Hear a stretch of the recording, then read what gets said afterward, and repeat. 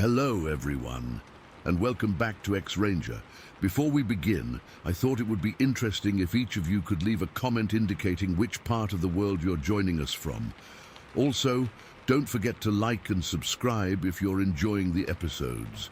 Now let's get comfortable, relax, and start our program. I've been hunting since I was 8 years old. My daddy taught me everything: how to track, when to shoot, and most importantly, how to respect the woods. I'm 57 now, and those lessons have stuck with me through nearly 5 decades of hunting.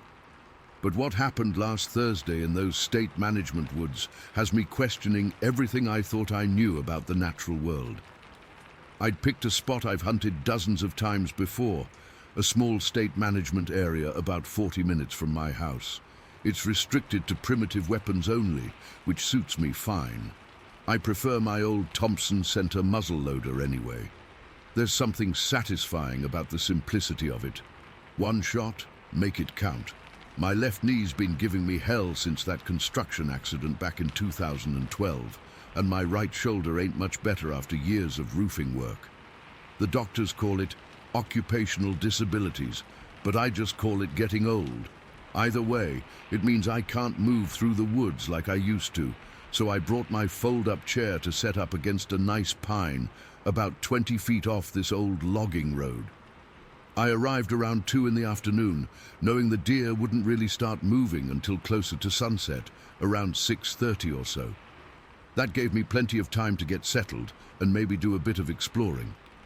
The logging road forms this horseshoe shape that connects back to the main trail, and I figured I'd take a slow walk around it to see if I could spot any fresh tracks or droppings. So I left my chair propped against that pine and started what we hunters call still hunting, moving real slow and deliberate through the woods. 3 heel-to-toe steps, then stop.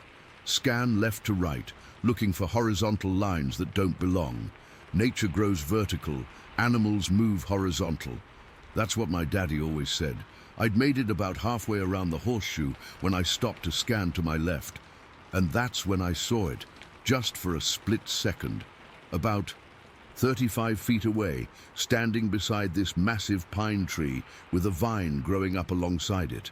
At first glance, my brain tried to make sense of it as monkey, but it was way too big. Maybe 5 feet tall, covered in dark hair or fur, with these long arms hanging down past its knees. The face, I only caught a glimpse, but it wasn't right. Not human, not animal. Something in between. I spun around for a better look, but whatever it was had vanished. Just the tree and the vine remained. My heart was hammering in my chest so hard I could feel it in my throat. I stood frozen for what must have been 2 or 3 minutes, just listening and watching. The woods had gone quiet. No birds, no squirrels, nothing. Just that heavy silence that sometimes falls in the forest. I debated whether to continue my walk or head back to my chair. Part of me wanted to investigate, to prove to myself I'd just seen a shadow or my eyes playing tricks, but something deep in my gut was screaming at me to get back to my gear. Before I could decide, I heard 3 loud cracks coming from the swamp across the road, right where I thought I'd seen that thing. Not gunshots, but like someone snapping thick branches. Deliberate, one after another. Crack, crack, crack. That decided it for me. I turned and headed back to my chair as fast as my bum knee would allow. I kept looking over my shoulder, but I didn't see anything following me. When I got back to my spot, I checked my watch. 4:30. Still 2 hours before sunset and prime deer movement. I tried to calm myself down. Told myself it was probably just a bear. We get black bears in these woods sometimes, though they usually avoid people. Or maybe it was just a shadow and my imagination running wild. I've been hunting these woods for decades, and I've never seen anything I couldn't explain. As the sun started sinking lower, casting long shadows through the pines, I started to relax a bit. The familiar sounds of the forest had returned. Jays calling, squirrels chattering, the occasional rustle in the underbrush. I figured whatever I'd seen or thought I'd seen had moved on. Then it happened. From behind me, not 30 yards away, came the loudest, most unnatural sound I've ever heard in the woods. It started like a mourning dove's coo, but amplified to this ear-splitting volume that made my ears physically hurt. It wasn't just loud. It felt wrong, like something trying to imitate a natural sound, but not quite getting it right. I nearly jumped out of my skin. My muzzle loader was across my lap, and I gripped it so hard my knuckles went white. I started scanning the area behind me, but the underbrush was thick. I couldn't see anything under about 3 feet tall through all those brambles and young pines. That sound came again, that impossibly loud cooing, and I decided I was done for the day. Some days the hunt just isn't worth it. I started packing up my chair with one hand, keeping my muzzle loader ready in the other, all while trying to spot whatever was making that sound. The problem was, to get back to my truck, I needed to walk south through the pines to reach another logging road, then head east for about 700 yards before turning south again to get to where I'd parked. And going south meant walking closer to whatever was making that sound. As I started moving, the cooing stopped. For about 10 seconds, there was complete silence.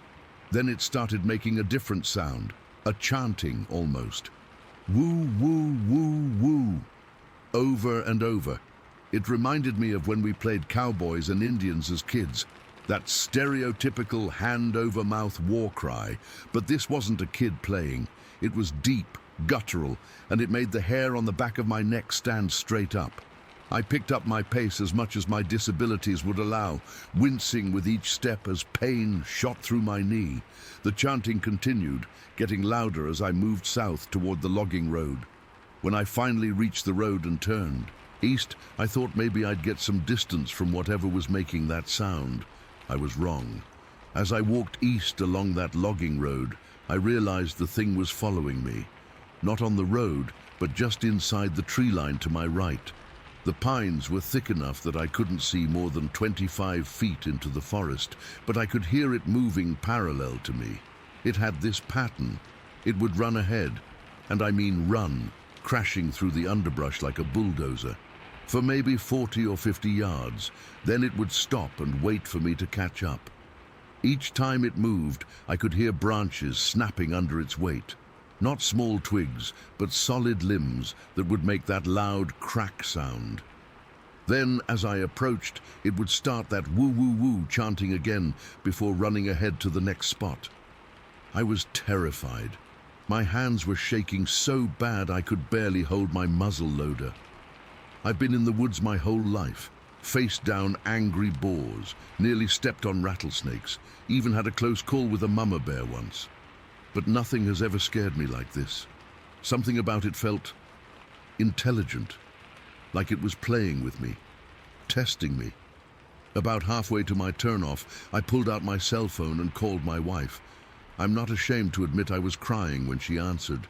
I told her I loved her, told her exactly where I was, just in case. Well, just in case I didn't make it out. She thought I was having a heart attack at first, and I almost wished I was. A heart attack would have made more sense than what was happening. As I neared the turn that would take me south to my truck, the thing ran ahead again, but this time it stopped right at the intersection of the two logging roads. I couldn't see it clearly through the trees, but I could make out a dark shape, maybe 6 feet tall, just standing there, waiting. I had a choice to make. Turn south toward my truck and potentially walk right past this thing, or turn around and try to find another way out, which would mean at least another hour in the woods as darkness fell. I gripped my muzzle loader tighter, said a quick prayer, and kept walking toward the turn. My whole body was shaking. Sweat was pouring down my face despite the cool evening air. With each step, I expected the thing to charge out at me, but when I got to the turn, the shape was gone. The chanting had stopped. The woods were silent again except for the sound of my own ragged breathing. I turned south toward my truck and half ran, half limped the last couple hundred yards. My knee was screaming in pain, but fear is a powerful motivator. I kept looking over my shoulder, but whatever it was had stopped following me. When I finally reached my truck, I threw my gear in the back and climbed inside, locking the doors immediately. My hands were shaking so badly it took me 3 tries to get the key in the ignition. As I pulled away, I caught a glimpse of something dark moving just inside the tree line in my rearview mirror, but it was getting dark and I couldn't be sure. This was the 3rd time I've encountered something like this in these woods over the years.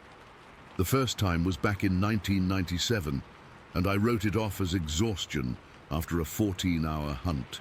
The second time was in 2008, and I convinced myself it was just a bear standing oddly. But now, 3 times is a pattern, and this time was different, more aggressive, more deliberate. I don't know what's in those woods. I don't know if it's some undiscovered species, or someone playing an elaborate prank, or something else. What I do know is that I'm not going back to that particular hunting spot. There are plenty of other places to hunt that don't have whatever that was.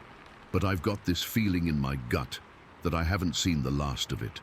That somehow, someday, I'll encounter it again before the good Lord brings me home. And that thought keeps me up at night. Story 2. But I've never shared this experience with anyone outside my close circle of friends who were there that night. It's been almost 50 years, and I still get goosebumps thinking about it. I was 17 back in October of 1974, and what happened on that camping trip in Los Angeles County changed me forever. There were 7 of us: me, Jim, my best friend Rick, his girlfriend Diane, my buddy Steve, and 3 others from our high school, Mark, Lisa, and Todd. We were just typical teenagers looking to escape for the weekend, smoke a little weed, and enjoy the outdoors before winter set in. We'd found this perfect spot, about 30 minutes hiking distance from the nearest road, secluded enough to feel like we were really roughing it, but not so remote that we'd get totally lost. The first day was perfect. We set up camp, collected firewood, and spent the afternoon exploring the area. I remember being drawn to this massive flat rock formation about a quarter-mile from our campsite. It sat in a small clearing surrounded by thick pine trees, and something about it just felt special. I can't explain it any better than that. The rock was roughly the size of a car hood, flat on top, and elevated about 3 feet off the ground. Perfect for sitting. I'd been into meditation for about 6 months at that point. It was the 70s, what can I say? I'd read a few books on Eastern philosophy and thought I was really onto something profound. So I told the others I wanted some alone time, and I headed to that rock around 4 in the afternoon. The meditation spot had this weird energy about it. As soon as I sat down cross-legged on the rock, I felt this tingling sensation in my spine. The air felt different there, heavier somehow. I closed my eyes and focused on my breathing like I usually did, trying to clear my mind. What happened next is hard to explain without sounding crazy. After about an hour of meditation, I slipped into this state I'd never experienced before. It wasn't like sleeping or dreaming. It was like I was still conscious, but completely disconnected from my body. The forest sounds faded away, and I felt this presence. Not like someone watching me, but like something was reaching out to me mentally. I know how that sounds, but I swear that's what it felt like. When I finally opened my eyes, the sun was setting, and I realized I'd been there much longer than I'd planned. The weird thing was, I couldn't remember most of what had happened during that time. It was like I'd lost an hour or more. I felt disoriented and slightly nauseous as I made my way back to camp. Everyone was sitting around the fire when I got back, cooking hot dogs and passing around a bottle of Jack Daniels. I must have looked pale or something, because Rick immediately asked if I was okay. "You look like you've seen a ghost, man," he said, handing me the bottle. I took a long swig, feeling the whiskey burn down my throat. Just got really deep into meditation, I guess. Lost track of time. I didn't tell them about the weird presence I'd felt or the missing time. I wasn't even sure what had happened myself, and I didn't want them thinking I was having some kind of drug flashback or something. As the night went on, I kept feeling this pull back toward that rock. It's hard to describe, like when you can't remember if you turned off the stove before leaving home and it nags at you until you check. But it was stronger than that, much stronger. I tried to ignore it, joining in the conversations around the campfire, but my mind kept drifting back to that spot in the woods. Around 11 that night, everyone was pretty buzzed from the alcohol and weed. Steve and Mark had already crashed in their tent, and the others were getting sleepy. I couldn't shake this growing compulsion to go back to the rock. It wasn't just curiosity, it felt like I needed to be there, like I was being called. "I'm gonna go for a walk," I announced suddenly, standing up from the log I'd been sitting on. Rick looked at me like I was crazy. "Dude, it's pitch black out there." I grabbed my flashlight from my backpack. "I won't go far, just need some fresh air." "You've been acting weird since you got back from your meditation thing," Diane said, concern in her voice. "Maybe you should just get some sleep." But I couldn't. The pull was too strong. I felt almost panicky at the thought of not going back to that spot. "I'll be fine. I just need to clear my head." Todd, who'd been quiet most of the night, spoke up. "I'll go with you. I'm not ready to crash yet anyway." I didn't want company, but I couldn't think of a reason to say no without sounding even more suspicious, so Todd grabbed his flashlight and we headed into the darkness. As we walked, the fear started building in my chest. I was walking towards something that terrified me, yet I couldn't stop myself. Todd kept trying to make conversation, but I barely responded. My mind was fixated on getting back to that rock. When we were about halfway there, I suddenly stopped. The rational part of my brain was screaming at me to turn around, but that other pull was just as strong. "You okay, Jim?" Todd asked, shining his flashlight at my face. "Yeah," I lied. "Actually, I think I'm good now. We can head back." "We're already out here," Todd shrugged. "Might as well keep going a little further." I stood there, frozen in indecision. Todd walked ahead a few steps, then stopped and turned back to me. "Seriously, what's going on? You're acting really weird." I was about to answer when we heard it, the most horrifying sound I've ever heard in my life. It came from the direction of the rock, a blood-curdling scream that sounded like a young boy being brutally murdered, but wrong somehow. It started as a high-pitched shriek that gradually dropped into this guttural, inhuman growl. Then it rose back up to a piercing wail that echoed through the trees. Todd's flashlight beam jerked wildly as he spun around. "What the fuck was that?" he whispered, his voice cracking. The scream came again, longer this time. It didn't sound like any animal I'd ever heard. It didn't sound human either. It was somewhere in between, and it was filled with rage or pain or both. Todd grabbed my arm. "We need to get back to camp, now." We ran. I don't remember the trip back, just crashing through brush, branches whipping our faces.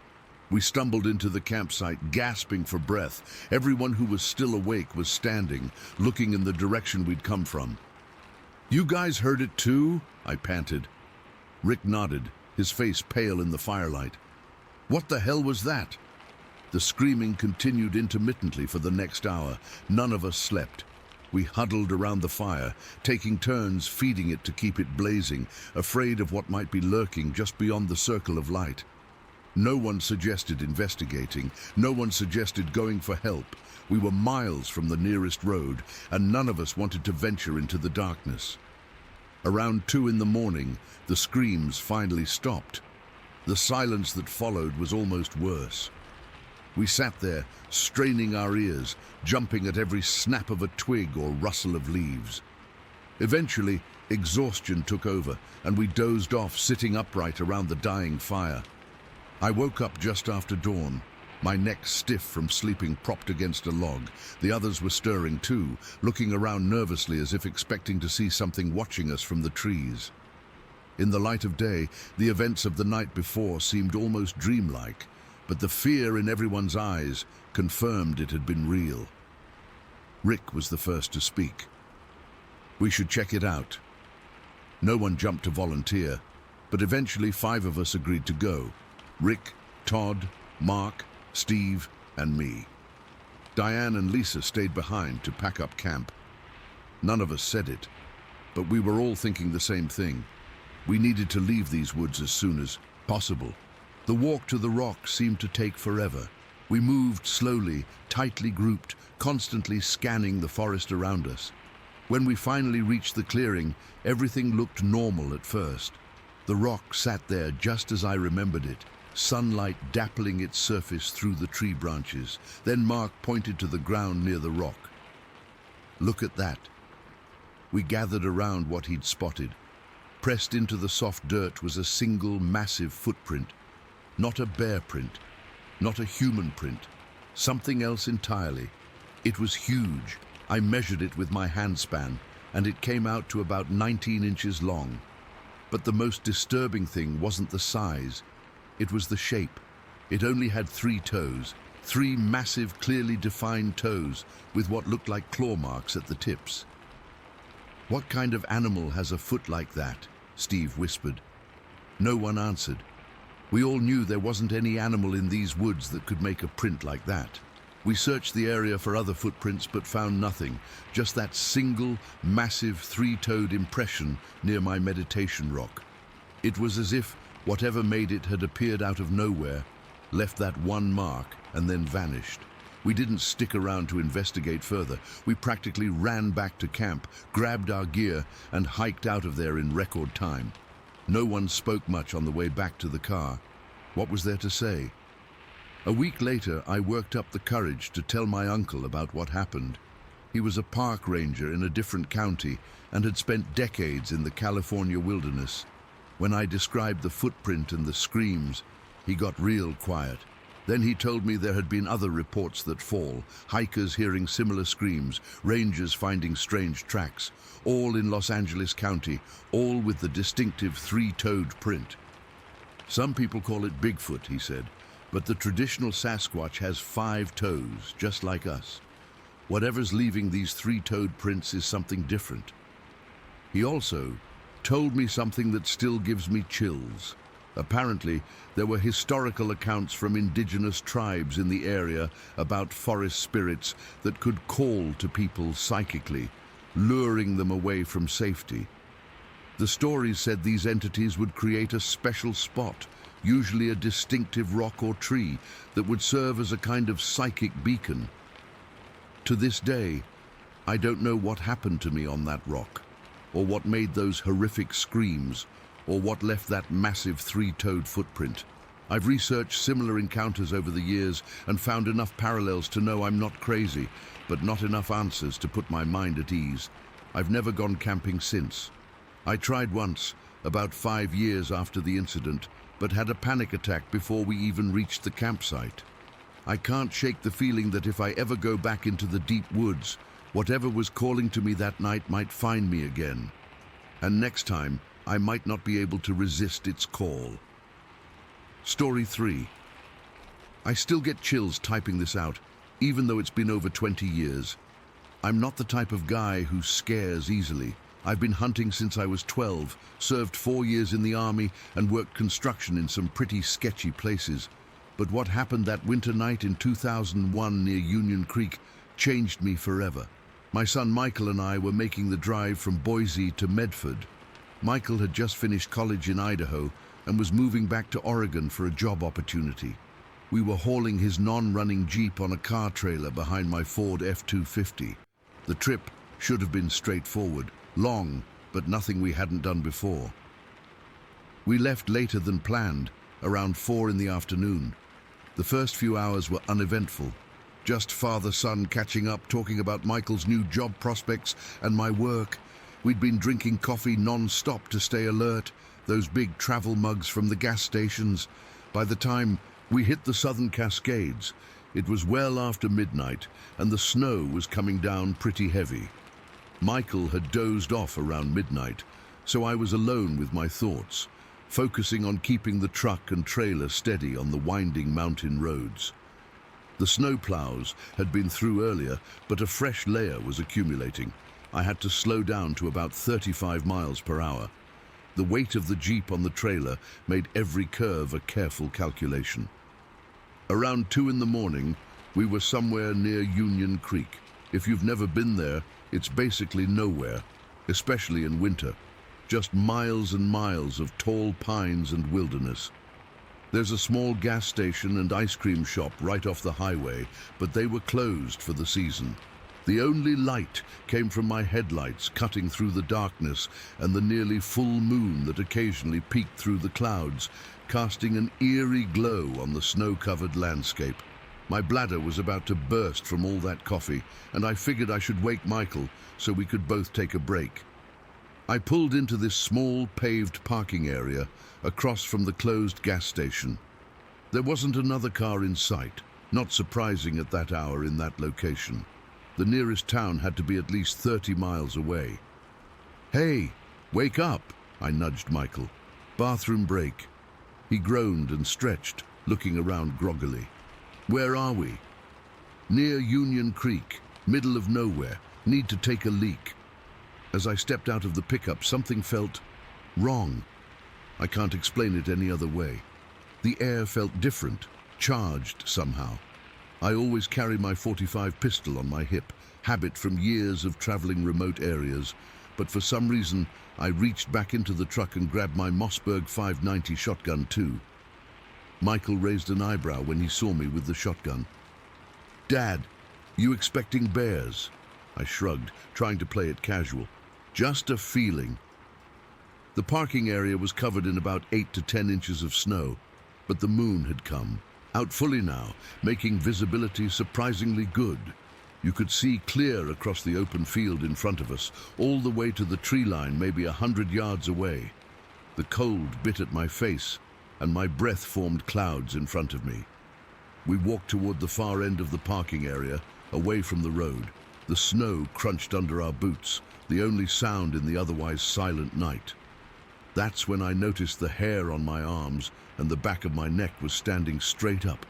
Not from the cold, from something else entirely. Michael must have felt it too because he suddenly stopped walking.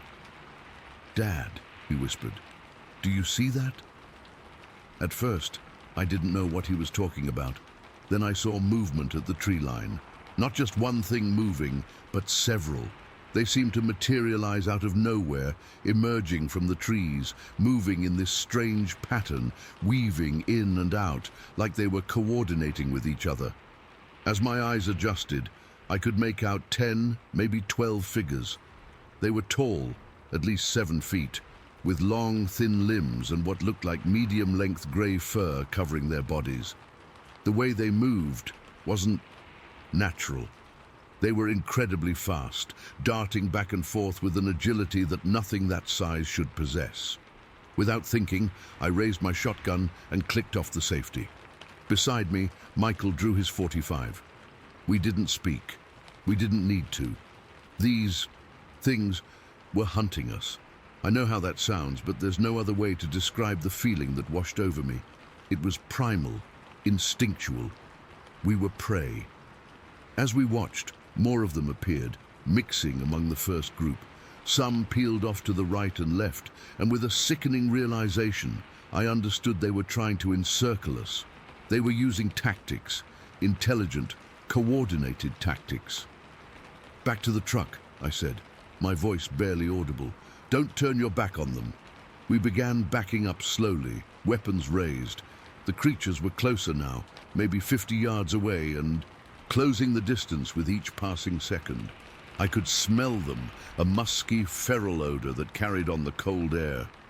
The ones that had moved to the sides were now barely visible in my peripheral vision. They were using the shadows at the edges of the parking area, trying to flank us while the main group kept our attention forward. Michael's breathing was fast and shallow next to me. "Dad, they're getting closer." I didn't respond. I was too focused on calculating the distance back to the truck versus how fast these things were moving. It wasn't looking good. 20 yards from the truck, I heard something to our right, a soft crunching of snow that wasn't coming from us. One of them had gotten that close already. "Run!" I shouted, and we both turned and sprinted the final distance to the truck. I've never moved so fast in my life. Pure adrenaline took over. I could feel them behind us, closing in. The smell was overwhelming now, wild and alien and wrong. We reached the truck at the same time. Michael yanked open the passenger door while I scrambled in on the driver's side. Something slammed against the back of the truck as I was pulling my door shut. The whole vehicle shook. I locked my door instantly. Michael did the same. My hands were shaking so badly I almost dropped the keys, but somehow I got them in the ignition. The engine roared to life, and I slammed the transmission into drive. As I accelerated, there was a sickening thud, and the truck lurched slightly. I'm certain I ran over one of the creature's feet or limbs, because what came next was something I'll never forget. A scream that didn't sound like anything I've ever heard before. It was high-pitched, yet deep at the same time, undulating in a way that made my skin crawl. It was rage and pain, mixed together in a sound that no human or animal I know could make. I hit the gas hard, fishtailing on the snow before the tires caught. The headlights illuminated several of the creatures jumping back into the trees as we pulled onto the highway. In the rearview mirror, I could see movement, dark shapes following us along the tree line parallel to the road. I drove well above the speed limit despite the snow and the trailer we were pulling. Neither of us spoke for at least 20 miles. The feeling of danger, of being hunted, stayed with us that entire distance. I kept checking the mirrors, half expecting to see those things somehow keeping pace with us. When we finally started to approach more populated areas, Michael broke the silence. What the hell were those things? His voice was hoarse. I shook my head. I don't know. I've hunted these woods my entire life and never seen anything like that. They were coordinating, he said, like they were intelligent. I nodded. Military tactics, flanking maneuver. We drove straight through to Medford without stopping again. It was nearly dawn when we arrived. We were exhausted, but too wired to sleep. We sat at Michael's kitchen table, drinking more coffee, probably the last thing we needed, and trying to make sense of what had happened. A few weeks later, Michael called me. He'd been talking with a co-worker who grew up in Prospect, a small town about 30 miles south of Union Creek. Without mentioning our experience, Michael had asked if there were any strange stories about that area. The co-worker got real quiet, then told Michael that locals knew not to stop along that stretch of highway at night. There had been similar encounters over the years, people reporting tall, fast-moving creatures that seemed to hunt in packs. Most folks wrote it off as legend or exaggeration, but the old-timers took it seriously. I've gone back through that area many times since then, but always in daylight, and I've never stopped at Union Creek again. I keep my shotgun closer now, and I find myself scanning the tree lines more carefully when I'm in remote areas. I don't know what we encountered that night. They weren't bears or any other animal I'm familiar with. They moved with purpose, with intelligence. They hunted like they knew exactly what they were doing. Sometimes I wake up in the middle of the night, heart pounding, thinking I can smell that musky, wild odor again. I lie awake, wondering what would have happened if we hadn't made it back to the truck in time. And I wonder how many others weren't as lucky as we were. All I know for certain is that something hunts in those woods around Union Creek. Something that watches and waits for travelers who stop in the wrong place at the wrong time. Something that knows how to coordinate an attack. Something that sees us as prey, and they're still out there. Story 4. I still have trouble sleeping some nights. It's been almost 8 months since it happened, but I can't get the image out of my head. I've told my story to a few close friends, but I've never put it all down in writing until now. I guess I need to get this off my chest, and maybe someone out here will believe me, or even have had a similar experience. My husband Jim and I had just moved into our new home on the edge of Graham, Washington back in February. We were so excited about the place. It was everything we wanted for our first home together. We'd been married for just under a year, and this was our big step forward. The house itself wasn't anything fancy, just a nice 3-bedroom ranch style, but the property was what sold us. Almost 2 acres backing right up to this gorgeous stretch of forest with a creek running through the back section of the land. We thought it was perfect, private, peaceful, and plenty of room for our two Rottweilers, Max and Duke. Those dogs are my babies, both over 100 pounds of muscle, and they needed space to run around. Jim built them this big kennel area where they could be outside during the day when we were working but still be secure. That morning, March 15th, started like any other weekday. Jim had already left for work around 6. He commutes to Tacoma and likes to beat the traffic. I remember it was raining pretty steadily when I first woke up, that typical Pacific Northwest drizzle that just kind of soaks everything. I got up around 7, made some coffee, and took the dogs out back to their kennel after they'd had breakfast. By the time I finished getting the dogs settled, the rain had eased up to this light mist. The sky was starting to break up a bit, with patches of blue showing through the clouds. I remember thinking it might turn into a nice day after all. I headed back inside to finish getting ready for work. I had to be at the office by 9. I was pouring my second cup of coffee when it started. The barking, not the normal barking they do when a squirrel runs by or when the mail carrier comes. This was different, frantic, aggressive, desperate even. I've had these dogs for 4 years, and I'd never heard them sound like that. It actually made the hair on my arms stand up. I went to the kitchen window that overlooks the backyard and the kennel. Max and Duke were absolutely losing their minds. They were jumping up against the chain link, both focused intensely on the same spot near the tree line by the creek. They weren't just barking, they were snarling, growling, showing all their teeth. These are well-trained dogs, not easily spooked. Something was seriously wrong. At first, I didn't see anything, just the misty forest and the wet grass between our yard and the trees. Then I caught movement, something big moving through the tree line, maybe 50 yards from our property. My first thought was bear, but it wasn't moving like a bear. It was upright, walking on 2 legs. My next thought was person, but no, this wasn't a person. It was too big, too wrong. It was moving parallel to our property line, not toward the house. I could see it clearly enough through the light mist. A massive reddish-brown figure at least. 7 feet tall, walking upright on 2 legs. But its gait was strange, knees slightly bent, giving it this weird, smooth, gliding motion.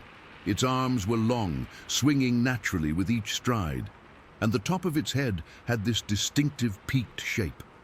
I stood there frozen at the window for what must have been 30 seconds, watching this thing as it moved through the trees. Then it suddenly changed direction and headed down toward the creek. I saw it from behind as it approached a drop-off, then it just leaped down toward the creek bed and disappeared from my view. My coffee mug was shaking in my hand. I realized I'd been holding my breath. The dogs were still going crazy, but their barking had changed. Like they were frustrated they couldn't get to whatever it was. I just stood there, trying to process what I'd seen. My brain kept trying to fit it into something I could understand. A hiker in a weird coat? Someone playing a prank? But I knew better. The way it moved wasn't human, and no person is that size with that build. Bigfoot. The word popped into my mind, and I almost laughed out loud from the sheer absurdity. Bigfoot isn't real. That's just stories. Pacific Northwest folklore. But what else could explain what I'd just seen? I called Jim immediately, but it went to voicemail. He was probably in a meeting. I texted him, "Something weird just happened. Call me when you can." I couldn't bring myself to type, "I just saw Bigfoot." It seemed too ridiculous. I called my mom next. She lives about 20 minutes away. She could hear the panic in my voice and said she'd come over right away. My brother Jake was off that day too, and she said she'd bring him along. I couldn't make myself go outside to check on the dogs. They had calmed down a bit but were still on high alert, pacing back and forth in the kennel, staring at the tree line. I kept watching from the window, but whatever it was had disappeared. I called work and told them I wasn't feeling well and wouldn't be coming in. My hands were still shaking. I kept looking out different windows, afraid that thing might circle back around to the house. Mom and Jake arrived about 45 minutes later. By then, I'd calmed down enough to tell them what I'd seen without sounding completely hysterical. Jake looked skeptical, but he's always been the practical one. Mom seemed more willing to believe me. "Let's go look," Jake said after I finished my story. "If something that big was running around out there, it must have left tracks." I didn't want to go, but having them there made me brave enough. We put the dogs on leashes. They were still agitated but manageable. The mist had cleared by then, and the ground was soft and muddy from the morning rain. We followed the tree line to where I had seen the figure. At first, we didn't see anything unusual, just some broken branches. Then Jake spotted it, a section of ground where something had clearly slipped while running. There were these long skid marks in the mud, much larger than a human foot would make. We followed the direction of travel toward the creek drop-off. That's where we found the most disturbing evidence. Right at the edge, where the ground dropped toward the creek bed, there were 3 massive toe impressions dug deep into the mud, like something had pushed off hard before jumping down. Jake got down on his knees to examine them. "These are weird," he said, trying to sound scientific and detached, but I could hear the uneasiness in his voice. "They're too wide to be human. The spacing is all wrong too." The toe impressions were about 4 inches apart from each other, and each toe mark was around 2 inches wide. No human foot looks like that. And they were deep. Whatever made them was heavy. "Could it be a bear?" Mom asked, but even she didn't sound convinced. "Bears don't run on their hind legs," Jake said, "and bear paws don't look like this." We followed the creek bed for a while, but found no more clear tracks. The ground was rockier there, less likely to show impressions. The dogs kept pulling toward the creek, sniffing frantically, clearly still picking up some scent that agitated them. Jim called while we were still outside. I put him on speaker and tried to explain what had happened. He was quiet for a long time after I finished. "You're serious about this?" he finally asked. "Jim, I know what I saw," I said, "and we found tracks. It wasn't human." He came home early that day. By the time he arrived, we'd been all over the property looking for more evidence. Jim examined the toe impressions by the creek, taking photos with his phone. He measured the distance between them using a tape measure from his truck. 8 inches between the outside toes, he said, his face pale. That would make whatever made these massive.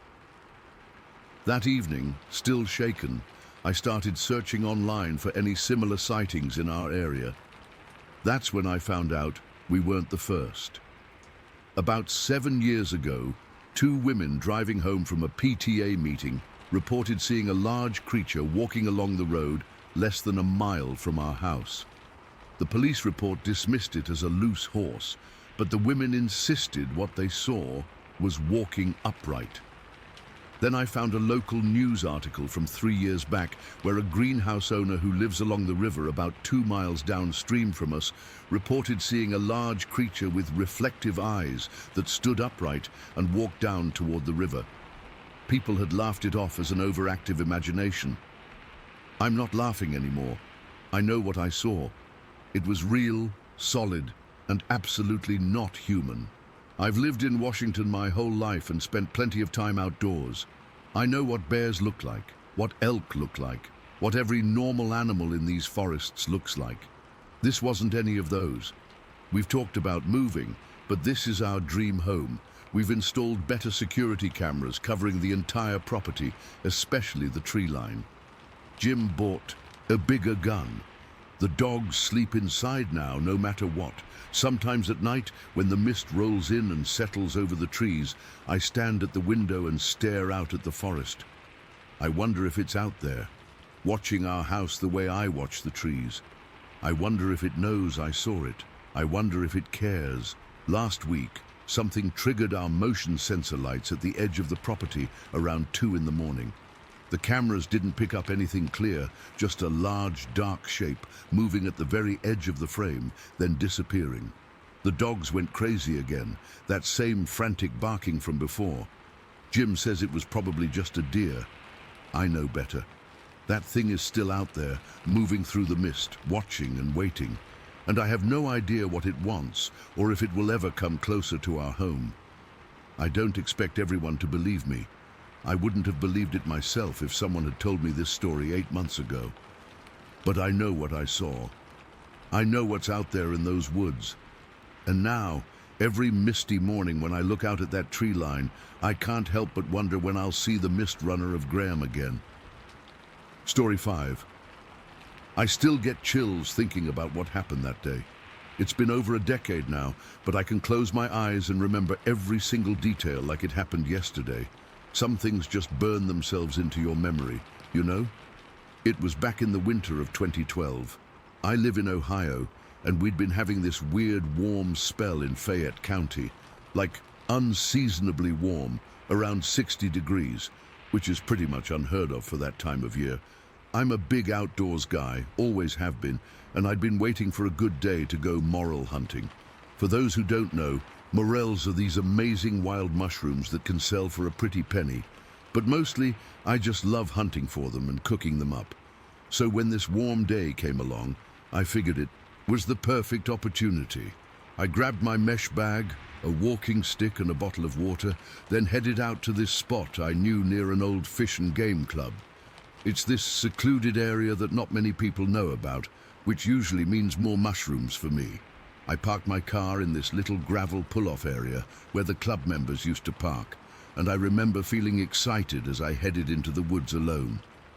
Looking back, I wish I'd asked someone to come with me. I really do.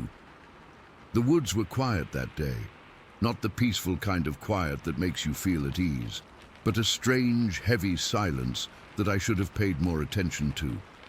There weren't many birds singing, which was odd even for winter, but I was too focused on finding morels to really think about it.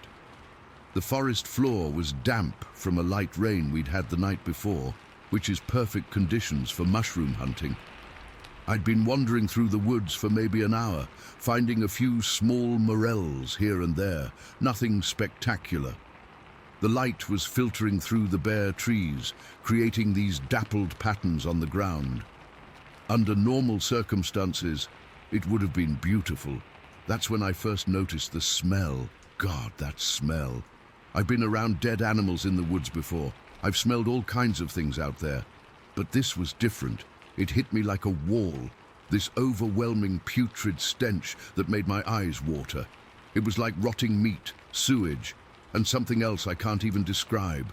Something unnatural. I covered my nose with my shirt and looked around, thinking I'd find a dead deer or maybe a wild boar carcass. Instead, what I found made my stomach turn. There on the ground, not 20 feet from where I stood, was the biggest pile of excrement I'd ever seen. And when I say big, I mean massive. Like bigger than anything a bear or even a horse could produce. It was steaming in the cool air, meaning whatever left it had done so very, very recently. My first thought was, what the hell kind of animal leaves something like that? My second thought was that I didn't want to meet whatever it was. I was about to turn around and head back to my car when I got this feeling. You know that feeling when you suddenly realize you're being watched? It's like a sixth sense, the hairs on the back of your neck standing up. I slowly turned, scanning the trees around me, and that's when I saw it. About 40 yards away, partially hidden behind a massive oak tree, was something. A figure. At first, I thought it might be another hunter, but something was off. The proportions weren't right. It was too tall, too bulky to be a normal person. And it was just standing there perfectly still, watching me from behind the tree. I'm not a guy who scares easily.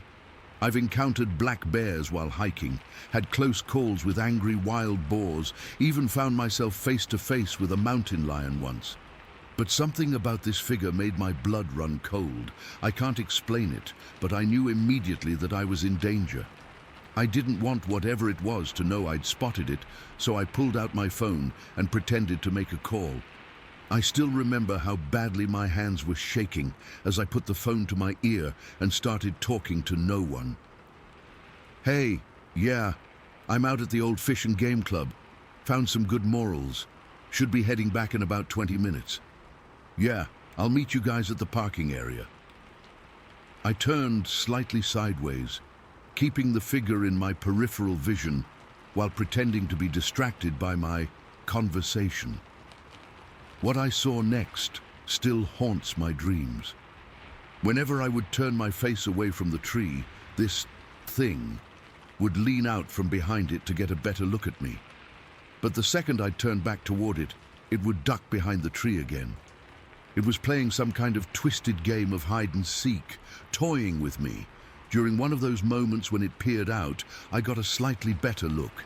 It was enormous, at least 7 feet, tall, and completely black.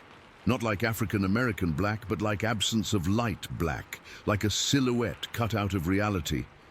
I couldn't make out any facial features from that distance, just this massive dark shape. My heart was pounding so hard I could hear it in my ears. My mouth went dry, and I felt lightheaded from fear. But I knew I had to stay calm. I had to get out of there without showing panic, because something told me that if I ran, it would chase me. And I knew with absolute certainty that I couldn't outrun whatever this thing was. So I kept up my fake phone conversation, saying things like, "Yeah, I'm starting to head back now. Be there in a few minutes." I slowly started walking back in the direction of my car, trying to maintain a steady pace that wouldn't betray my fear. That's when I realized it was following me.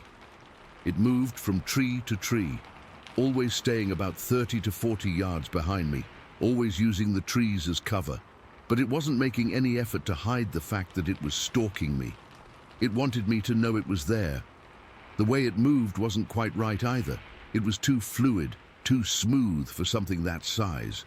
I picked up my pace a little, still pretending to talk on the phone, now saying things like, "Yeah, I can see you guys at the parking lot. Be right there." I was hoping that making this thing believe there were people waiting for me might deter it. The walk back to my car was the longest of my life. What should have taken maybe 15 minutes felt like hours. Every step was an effort, like my legs were made of lead. The thing continued to follow, always the same distance behind me, moving from tree to tree with that unnatural grace. When I finally reached the edge of the woods, with the gravel parking area in sight, I expected the thing to stop, and it did. It stood at the tree line, partially hidden behind the last tree before the clearing, watching me. Even from that distance, I could feel its eyes on me, though. I still couldn't make out any face or features, just that tall, pitch-black silhouette. I walked to my car as steadily as I could, fumbled with my keys, and practically fell into the driver's seat. My hands were shaking so badly I could barely get the key in the ignition. As I started the car and began to pull away, I allowed myself one last look toward the woods. It was still there, standing perfectly still at the edge of the trees. As I drove away, I had the distinct, horrifying impression that it wasn't done with me, that it was just letting me go for now.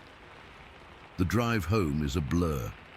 I remember gripping the steering wheel so tight my knuckles were white, checking my rearview mirror constantly. When I finally got home, my wife took one look at me and said I looked like I'd seen a ghost. I was pale as paper, covered in cold sweat, and couldn't stop shaking. I told her what happened, and I could tell she didn't fully believe me. She thought I'd seen a bear, or maybe even another hunter who was trying to scare me off from a good mushroom spot. But she hadn't seen the thing. She hadn't felt what I felt. I've been back to those woods since then, but never alone, and never without my rifle.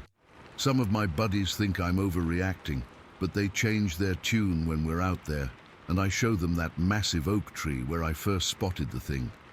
Something about that place just feels wrong now, like the woods themselves are holding their breath.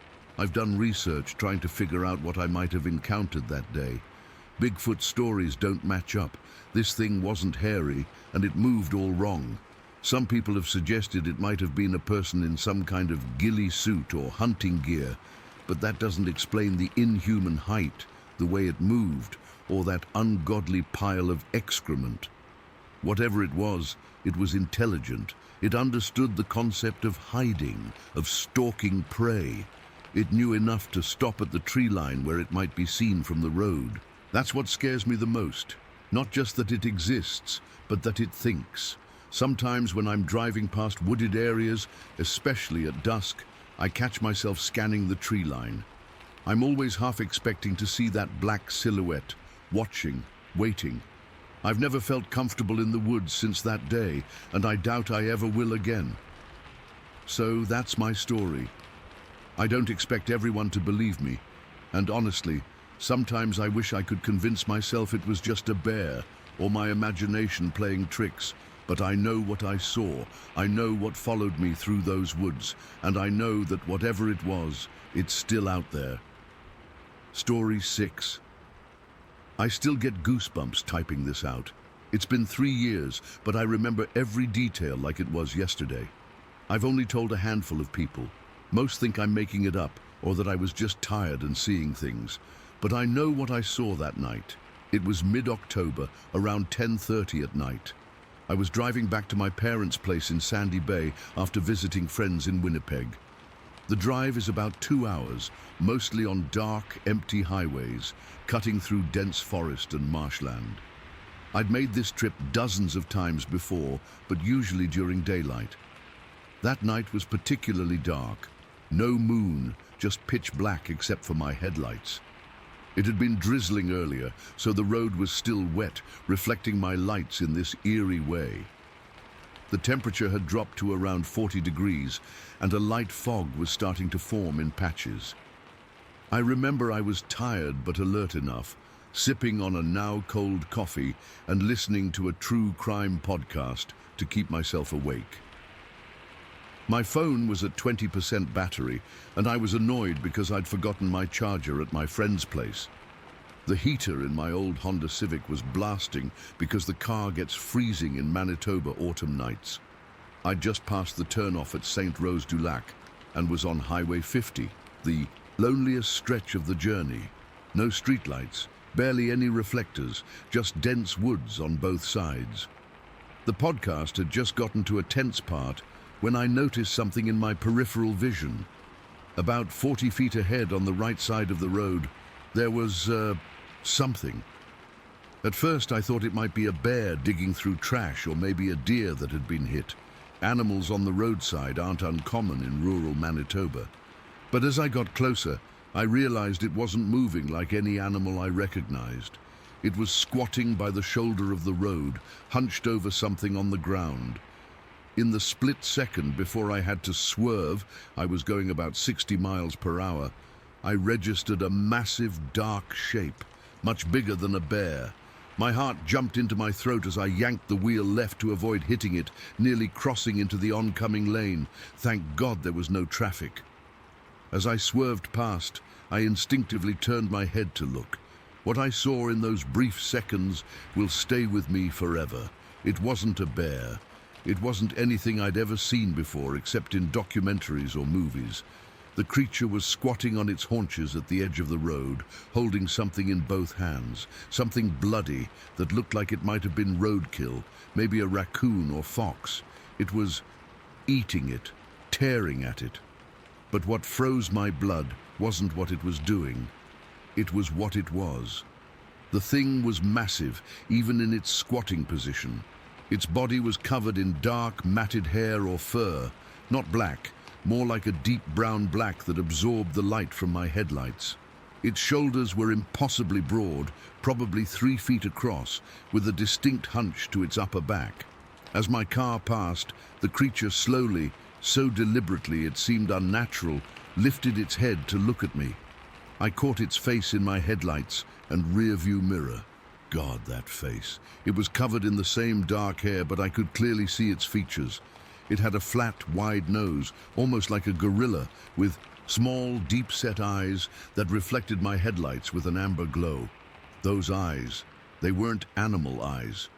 There was something behind them, an intelligence that made my skin crawl. The face was somewhere between ape and human, but wrong somehow. Its jaw was massive, and I could see what looked like blood around its mouth. The head sat directly on those enormous shoulders with barely any neck visible. I remember noticing the mosquitoes swarming around it. They're always terrible near the marshes, but the creature didn't flinch or swat at them like a human or even an animal would.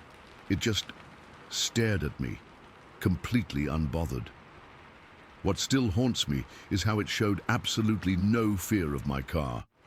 I nearly hit it. My horn blared as I swerved, a reflex action. My tires screeched, and it didn't even flinch. It just slowly turned its head to watch me pass, like it had all the time in the world.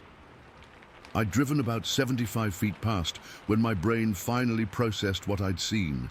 I slammed on the brakes, skidding slightly on the wet asphalt. I don't know why I stopped. Curiosity, disbelief, shock. My car idled there in the middle of the empty highway as I stared into my rearview mirror, trying to convince myself I hadn't seen what I knew I had. That's when it stood up. The movement was fluid, graceful even, despite its massive size. It unfolded from its squatting position in one smooth motion, rising to its full height, at least 7 feet tall, maybe more. It was standing on 2 legs, completely upright like a human. In the red glow of my brake lights, I could see its silhouette clearly against the dark forest backdrop. Its arms hung down at its sides, reaching almost to its knees. I'd heard stories about the Sabe my whole life. My grandmother was Anishinaabe, and she used to tell us about the hairy men of the forest when I was a kid. I always thought they were just stories to keep us from wandering too far into the woods. But in that moment, I knew exactly what I was looking at. A wave of primal terror washed over me as the creature took one step toward the road, toward my car. I screamed so loud my throat hurt afterward, threw the car into drive and floored the gas pedal. The tires spun on the wet road before catching, and my car shot forward, engine whining in protest. I drove the remaining 20 minutes to Sandy Bay in a state of blind panic, going way too fast for the dark, wet conditions. My hands were shaking so badly I could barely keep the wheel straight. I kept checking my rearview mirror, convinced I'd see the thing running after me at impossible speed. My podcast was still playing, but I couldn't hear it over the blood rushing in my ears and my own panicked breathing. When I finally pulled into my parents' driveway, I was hyperventilating. I practically fell out of the car and ran to the door, fumbling with my keys and looking over my shoulder every few seconds. My cousin Leanne was staying over that weekend and was still up watching TV when I burst in.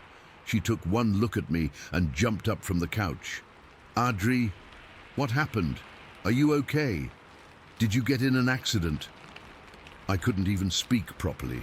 I just collapsed onto the couch, shaking and crying. It took me about 20 minutes to calm down enough to tell her what I'd seen.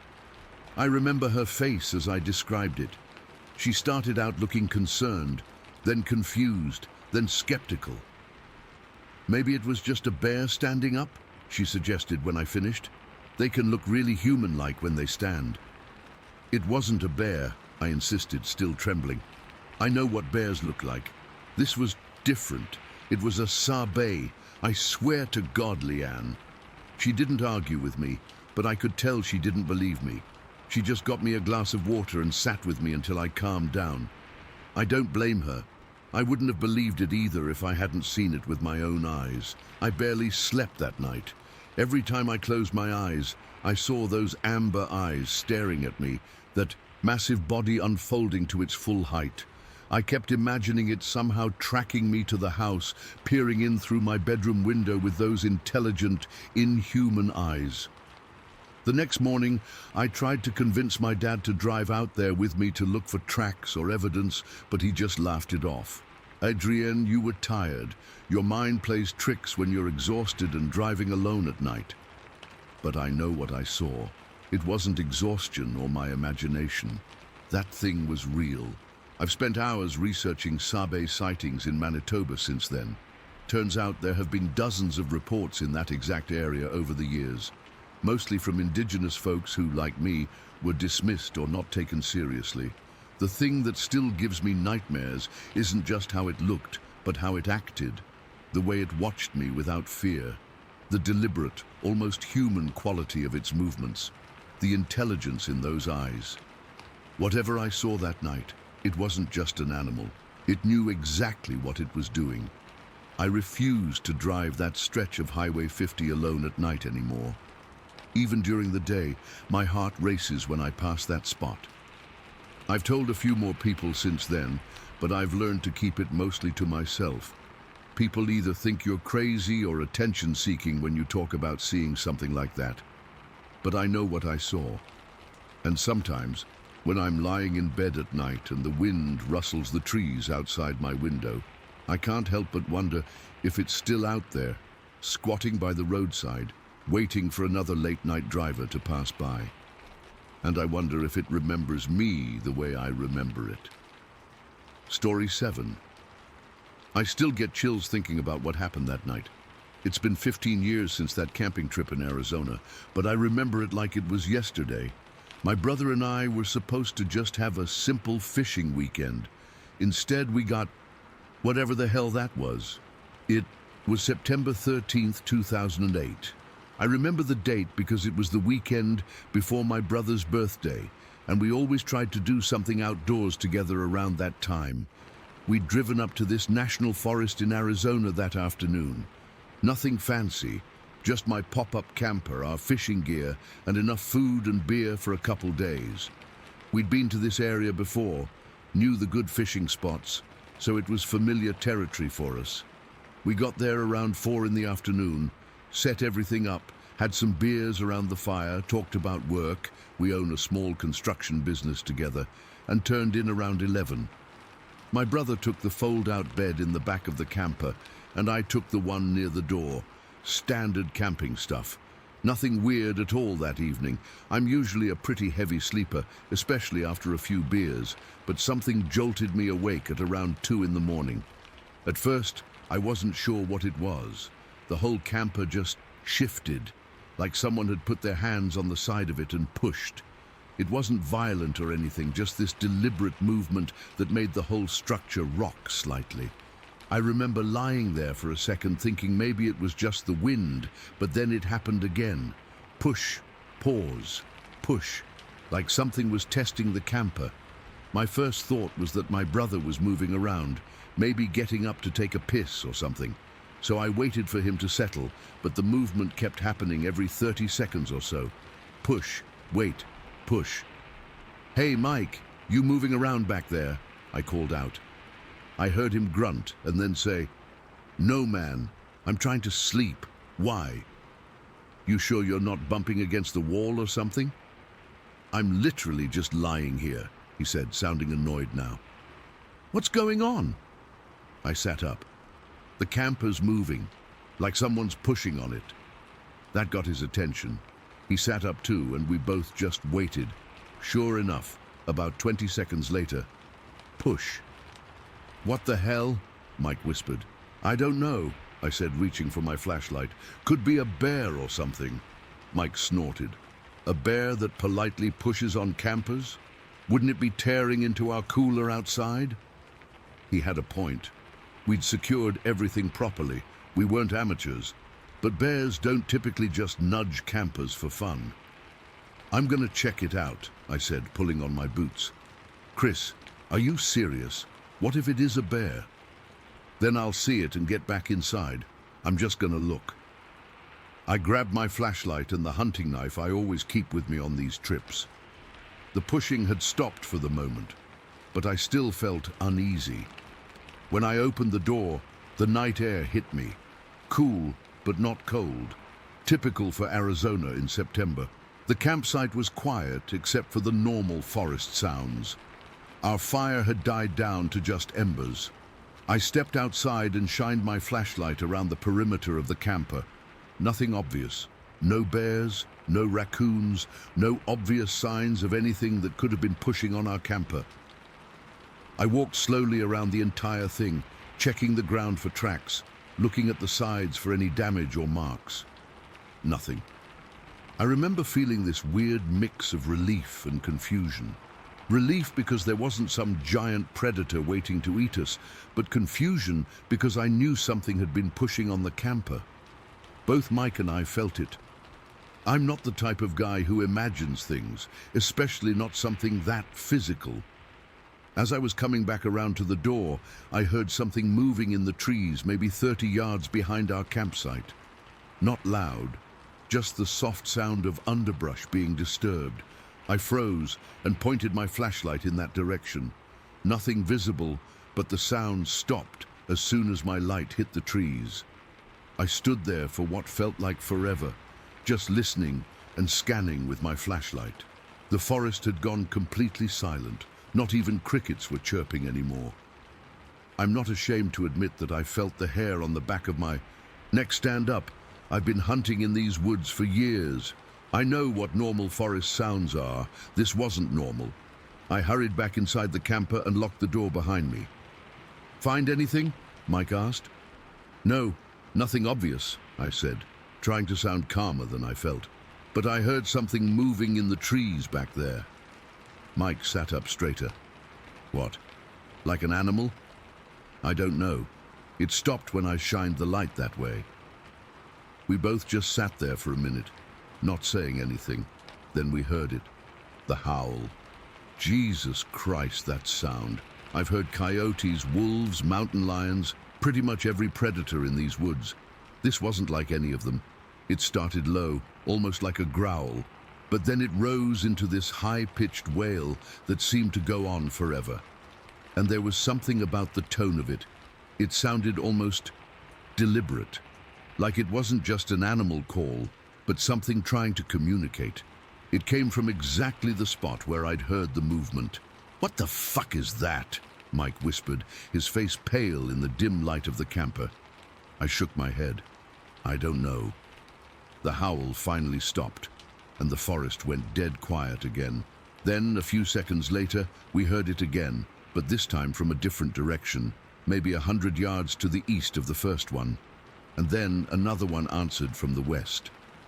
"There's more than one," Mike said. I nodded, trying to process what we were hearing. The howls continued for about 10 minutes, seeming to circle our campsite. Sometimes they sounded closer, sometimes further away. But they never sounded exactly the same. Each one had these subtle differences, these inflections that made them sound almost like words. Then the pushing started again. Push, pause, push. But harder this time, like whatever was doing it had gotten bolder. Mike grabbed his shotgun from under his bed. We always bring one for protection, though we'd never had to use it before. I took out my pistol from my bag. "Should we fire a warning shot?" Mike asked. I thought about it for a second. "Not yet. Let's not escalate unless we have to." The pushing continued for another minute or so, and then suddenly stopped. We heard footsteps, definite footsteps, circling the camper. Slow, deliberate steps, too rhythmic to be an animal on 4 legs. Whatever this was, it was walking upright. I moved to one of the small windows and tried to peek out, but it was too dark to see anything clearly. Just shadows moving against the darker background of the forest. Then something hit the roof of the camper, not hard, but like something was tapping on it. Tap, tap, tap, pause. Tap, tap, tap, like a code or a signal. Mike and I looked at each other, both thinking the same thing. This was not animal behavior. Animals don't tap rhythmically on roofs. The tapping stopped, and for a few seconds, everything was quiet again. Then we heard a soft scraping sound against the door, like fingers or claws being dragged slowly down the metal. That was when Mike fired the warning shot. He aimed at the ceiling of the camper, and the blast was deafening in the small space. My ears were ringing, but through the ringing I could hear movement outside, fast movement retreating into the woods. We waited, both of us with our weapons ready, for what felt like hours, but was probably only 15 minutes. Nothing happened. No more pushing, no more howls, no more tapping, just the normal sounds of the forest gradually returning. By the time the sun started to come up around 5:30, we were both exhausted, but too wired to sleep. As soon as it was light enough, we went outside to look around. There were no obvious tracks around the camper. The ground was too hard and rocky to show footprints. But we did find something strange on the door where we'd heard the scraping. 3 long parallel marks in the paint, too deliberate to be random scratches. They weren't deep enough to be claw marks from a bear or mountain lion, but they were definitely made by something with multiple points, like fingers or claws. We didn't even discuss it. We just packed up our stuff and got the hell out of there. Didn't even stay for the fishing we'd planned. The whole drive home, we barely talked about what happened. What was there to say? We had no explanation. It wasn't until weeks later that I started looking online to see if anyone had reported similar experiences in that area. That's when I found a recording someone had posted of strange howls they'd heard in the Arizona forests. When I played it, I felt my blood run cold. It was the exact same sound we'd heard that night. Mike and I own a business together. We're practical guys who deal with concrete facts every day. We're not the type to believe in monsters or make up stories. But to this day, neither of us can explain what happened that night. I've never been back to that particular camping spot, and I don't think I ever will. Sometimes I still wake up in the middle of the night thinking I hear that howl, or feeling like something is pushing against my bedroom wall. Push, pause, push. Story 8. I've never told this story to anyone outside my family. Part of me still doesn't want to believe it happened, but my sister Marjorie and I both saw it. And 30+ years later, we still describe the same exact thing. I can't explain it away, no matter how hard I try. It was early October, 1981. I was 23 then, and Marjorie was 26. We'd grown up in Heber Springs, Arkansas, small town, everybody knows everybody's business, that sort of place. I'd moved away briefly for college, but came back when our dad got sick.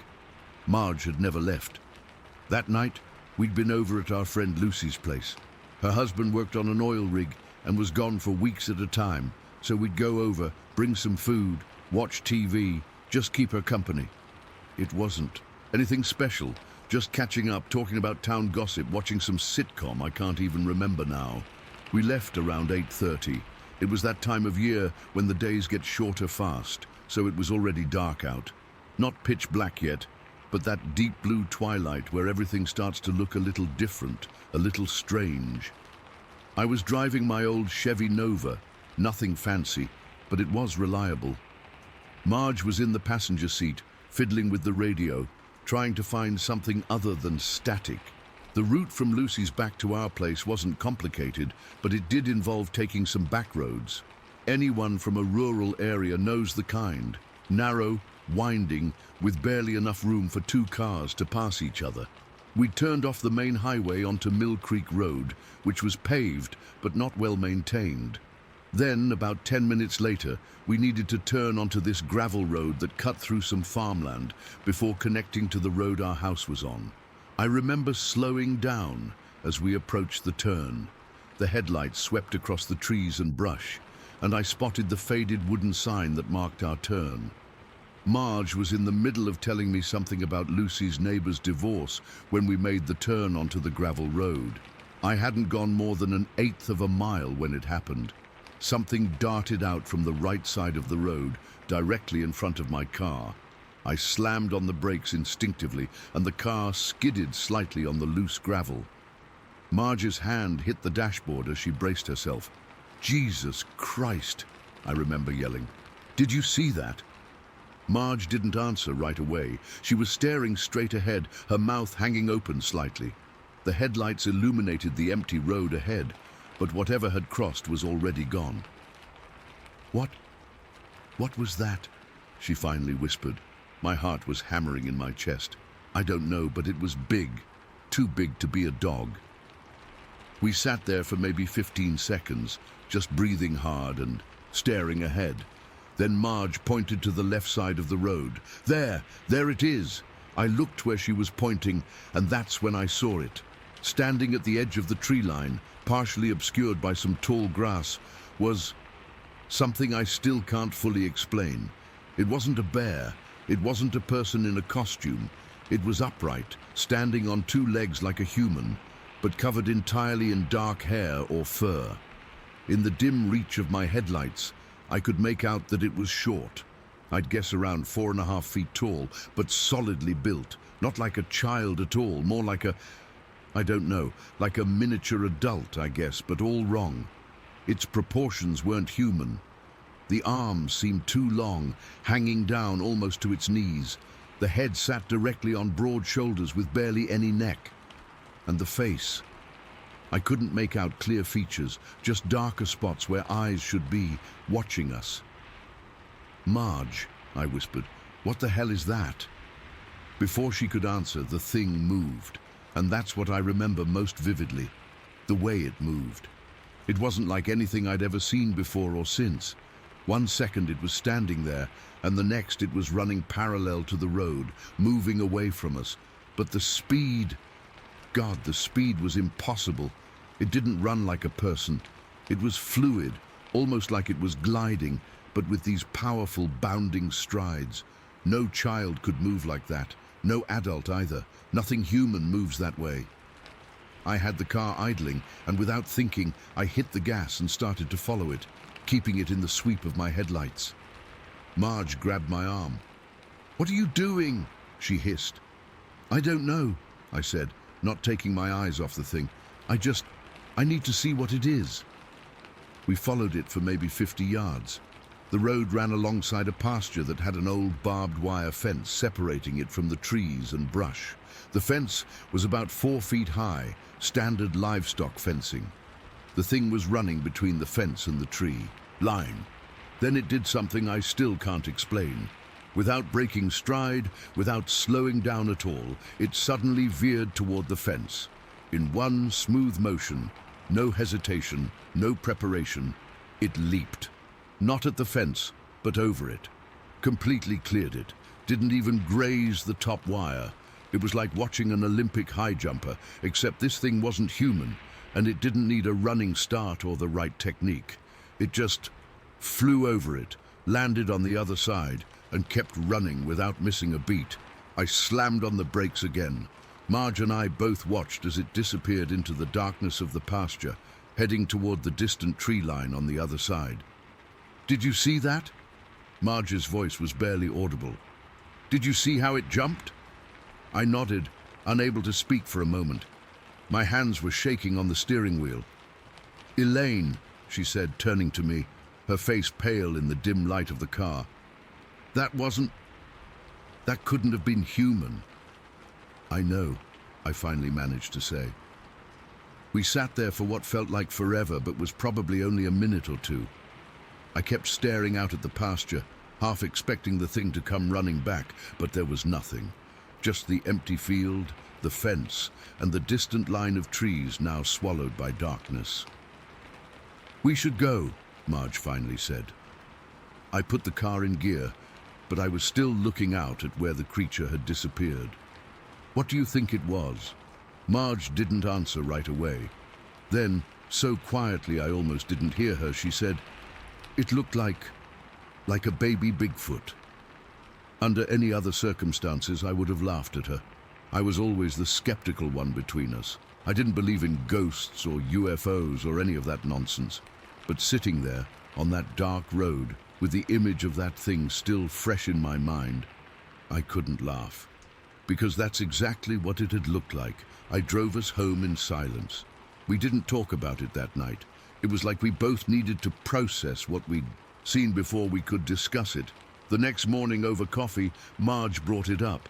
"I wasn't dreaming last night, was I?" she asked. "No," I said. "I saw it too. What do we do? Should we tell someone?" I thought about it. Who would we tell? The sheriff? He'd think we were crazy or drunk. Our friends. They'd never believe us. Even our parents would probably think we were making it up. "I don't think anyone would believe us," I said. Marge nodded slowly.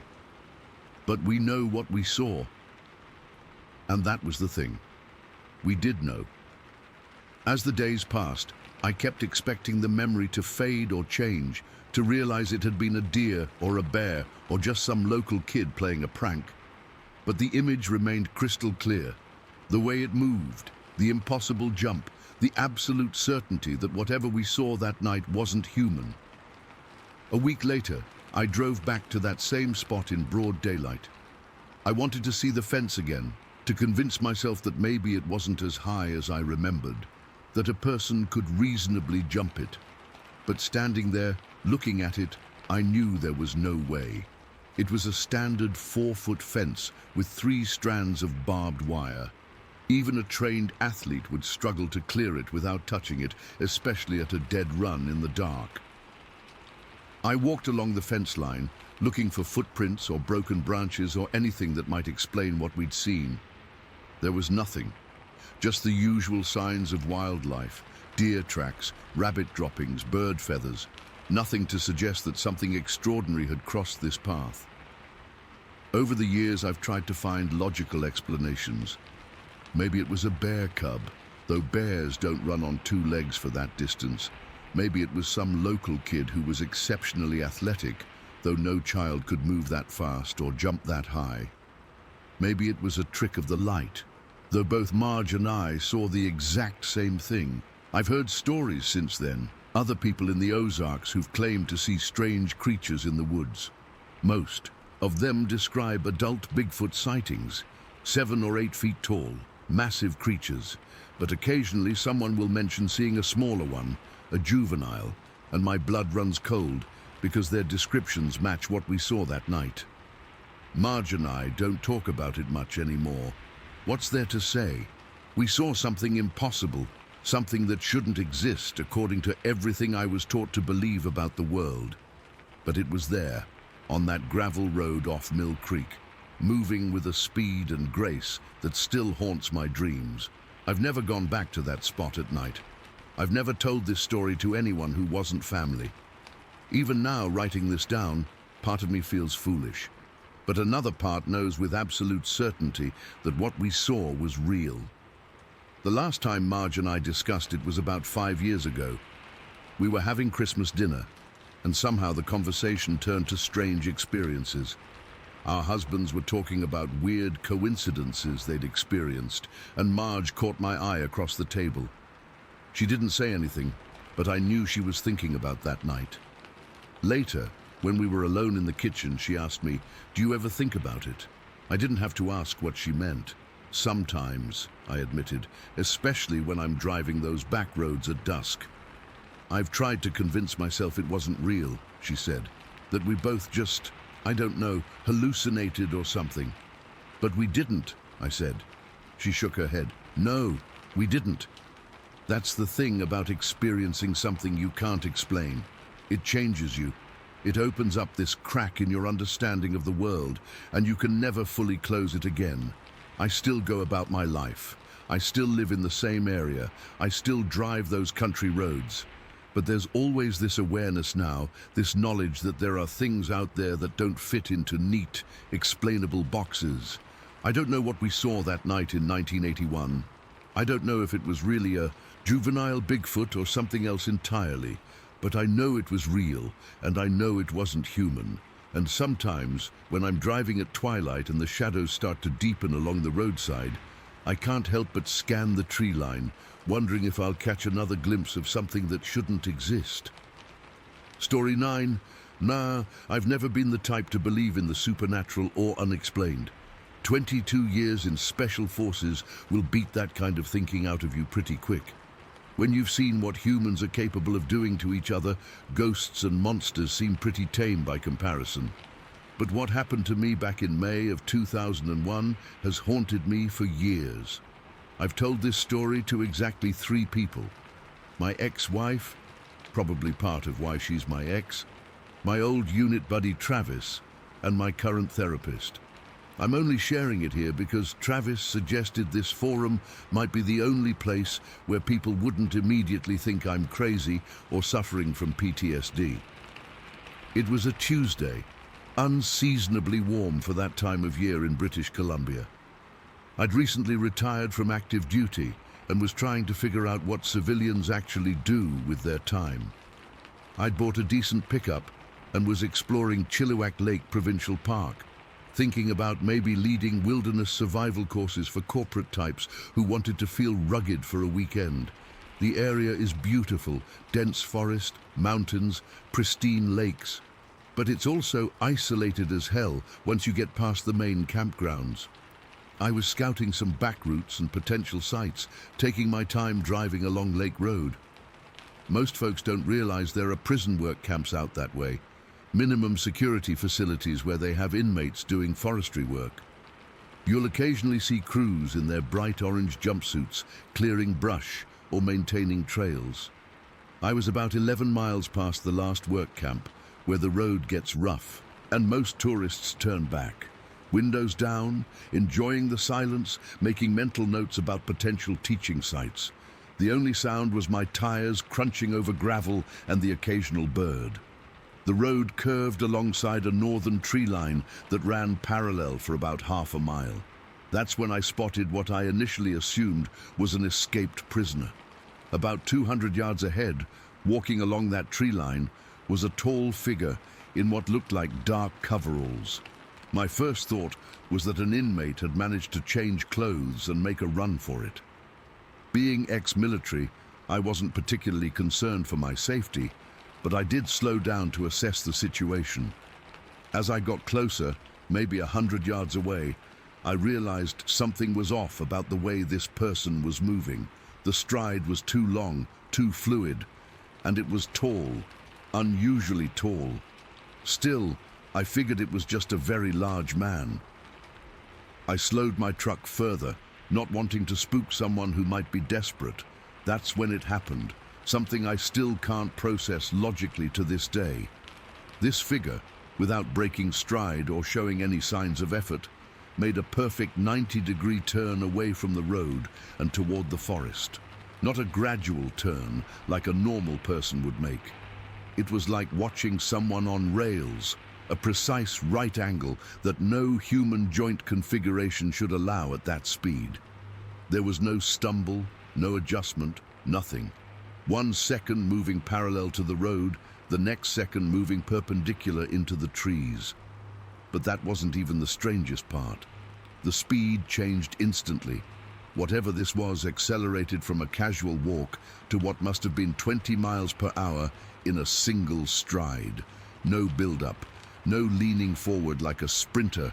It maintained perfect upright posture the entire time, like someone had hit fast forward on a video, and then it was gone, into the tree line. I sat there for maybe 30 seconds, engine idling, trying to process what I'd just seen. My training kicked in.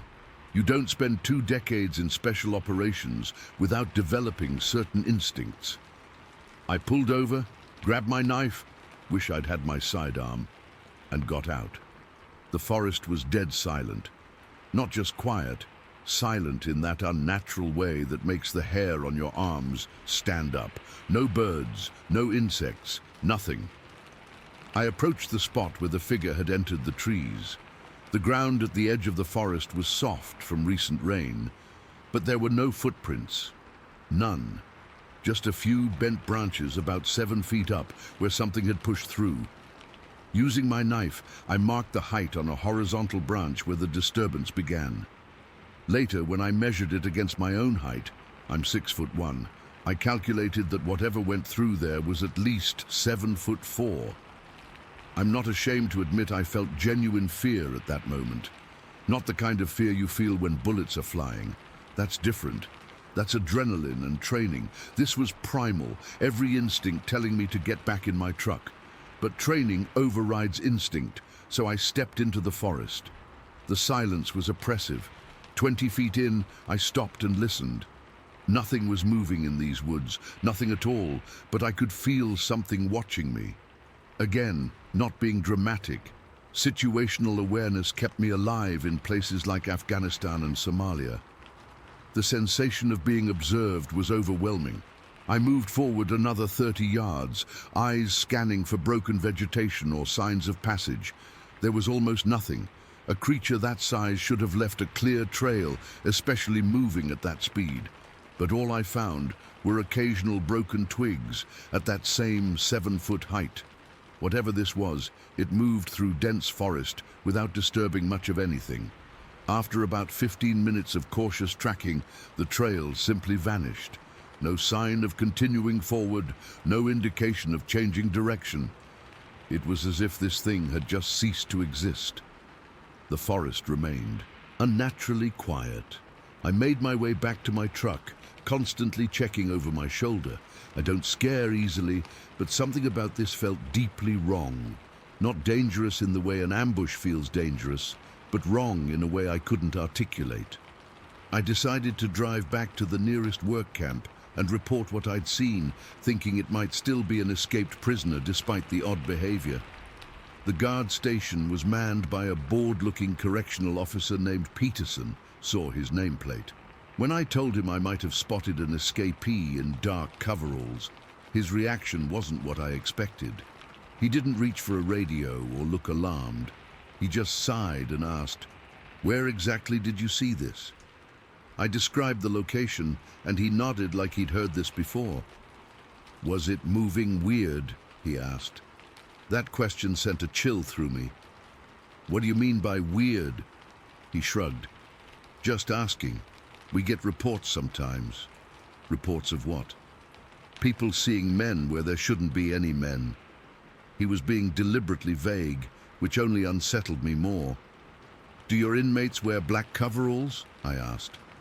"Nope, bright orange only. Impossible to miss. That's the point." I described exactly what I'd seen: the height, the impossible turn, the speed. Peterson listened without interrupting, then glanced at his colleague who was pretending not to hear our conversation. "Look," Peterson finally said, lowering his voice, "I've been stationed here 3 years. At least once a month, someone comes in reporting a person moving strangely in the woods. Hikers, campers, even other guards. Management tells us it's just bears walking upright or people seeing things when they're alone too long in the wilderness." "You don't believe that," I said. It wasn't a question. "What I believe doesn't matter. But I'll tell you this, whatever's out there isn't on our inmate roster." I asked if there had been any official investigation. He laughed. "Who's going to investigate? Local police. They'd file it under Sasquatch sighting and toss it. We're in British Columbia, man. People have been seeing strange things in these woods for centuries." I didn't sleep well that night back at my cabin rental. Kept replaying what I'd seen. The mechanical precision of that turn, the impossible acceleration, the complete lack of sound. I've observed many predators in various environments during my career. Nothing moves like that. Nothing should be able to move like that. The next morning I went back with a proper field kit, my old service binoculars, a camera, measuring tape. Daylight didn't make the forest any less oppressive. I documented the height of the broken branches, took photos of the minimal disturbance, found what might have been a partial footprint in a patch of mud about 50 yards in, much too large, with a strange configuration that didn't match any boot or shoe I've ever seen. I've spent years trying to rationalize what I saw. Could it have been a person on some kind of stilts? No, the movement was too fluid, too fast. A person in a costume. The precision and speed rule that out completely. A bear? Absolutely not. I've encountered bears in the wild and they move nothing like this. The most logical explanation is that it was a Sasquatch, or whatever the indigenous people of that region call it. But even that doesn't fully fit what I witnessed. The legends describe something animal-like, but what I saw moved with an almost mechanical precision that seemed beyond even what we might attribute to an unknown species. I've gone back to that area several times over the years, never seeing anything unusual again. But locals I've carefully questioned have their stories. Missing time, strange figures glimpsed at forest edges, unnatural silence falling over usually noisy woods. I'm not asking anyone to believe me. Hell, half the time I don't believe myself. All I know is what I saw, and it fundamentally changed how I view the world. 22 years of military service taught me there are bad things hiding in the shadows, but I always thought they were human. Now I'm not so sure. Whatever was walking along that tree line that day wasn't a man in coveralls. It wasn't a bear. It wasn't anything I can explain. And judging by that guard's reaction, I'm not the only one who's seen it. Sometimes I still wake up remembering that perfect, impossible 90-degree turn, and I wonder, if it wanted to, could it have caught me in those woods? Was it watching me the entire time I was trying to track it, and most disturbing of all, was it letting me see it? Story 10. I still can't explain what happened that night back in 2010. It's been over a decade, but I remember it like it was yesterday. Some nights when I'm trying to sleep and hear a noise outside, my heart starts racing just like it did back then. I was 22 at the time, living in my parents' house while they were away on vacation. They'd left me in charge of the place for 2 weeks, a rural home about 30 minutes outside of Portland, surrounded by dense woods on 3 sides. Our nearest neighbor was about a quarter-mile down the road. My younger brother Matt was staying with me, and that particular Friday night, I'd invited a few friends over, Jake, Chris, and Devon. Nothing crazy, just some beers, video games, and hanging out. We'd been playing Rock Band and talking shit to each other most of the evening. It was around 11:30 when I first heard it. A loud bang from the back deck. My cat Jasper was an outdoor cat who sometimes jumped on the deck furniture, so I didn't think much of it. But then there was another bang, louder this time, like something heavy falling over. "What the hell was that?" Jake asked, pausing the game. "Probably just Jasper being an asshole," I said. But even as the words left my mouth, I heard another thump, followed by what sounded like scratching. That didn't sound like my cat. It was too loud, too forceful. The sound came again, a distinct thud against the backsliding door. "Dude, that's not your cat," Chris said, putting down his controller. "That sounds like someone's trying to get in." A wave of uneasiness washed over me. My parents' house was pretty isolated, and break-ins weren't common in our area, but it wasn't impossible. "I'll go check it out," I said, trying to sound braver than I felt. "Matt, come with me." My brother nodded, looking nervous but determined. Jake and Devon got up too. "We'll all go," Jake said. "Safety in numbers." I grabbed a baseball bat from my room while Matt picked up a heavy flashlight. We moved through the kitchen toward the sliding glass door that led to the back deck. The thumping had stopped, but now there was a different sound, a sort of shuffling noise, like something moving around out there. I flicked on the outside light and peered through the glass.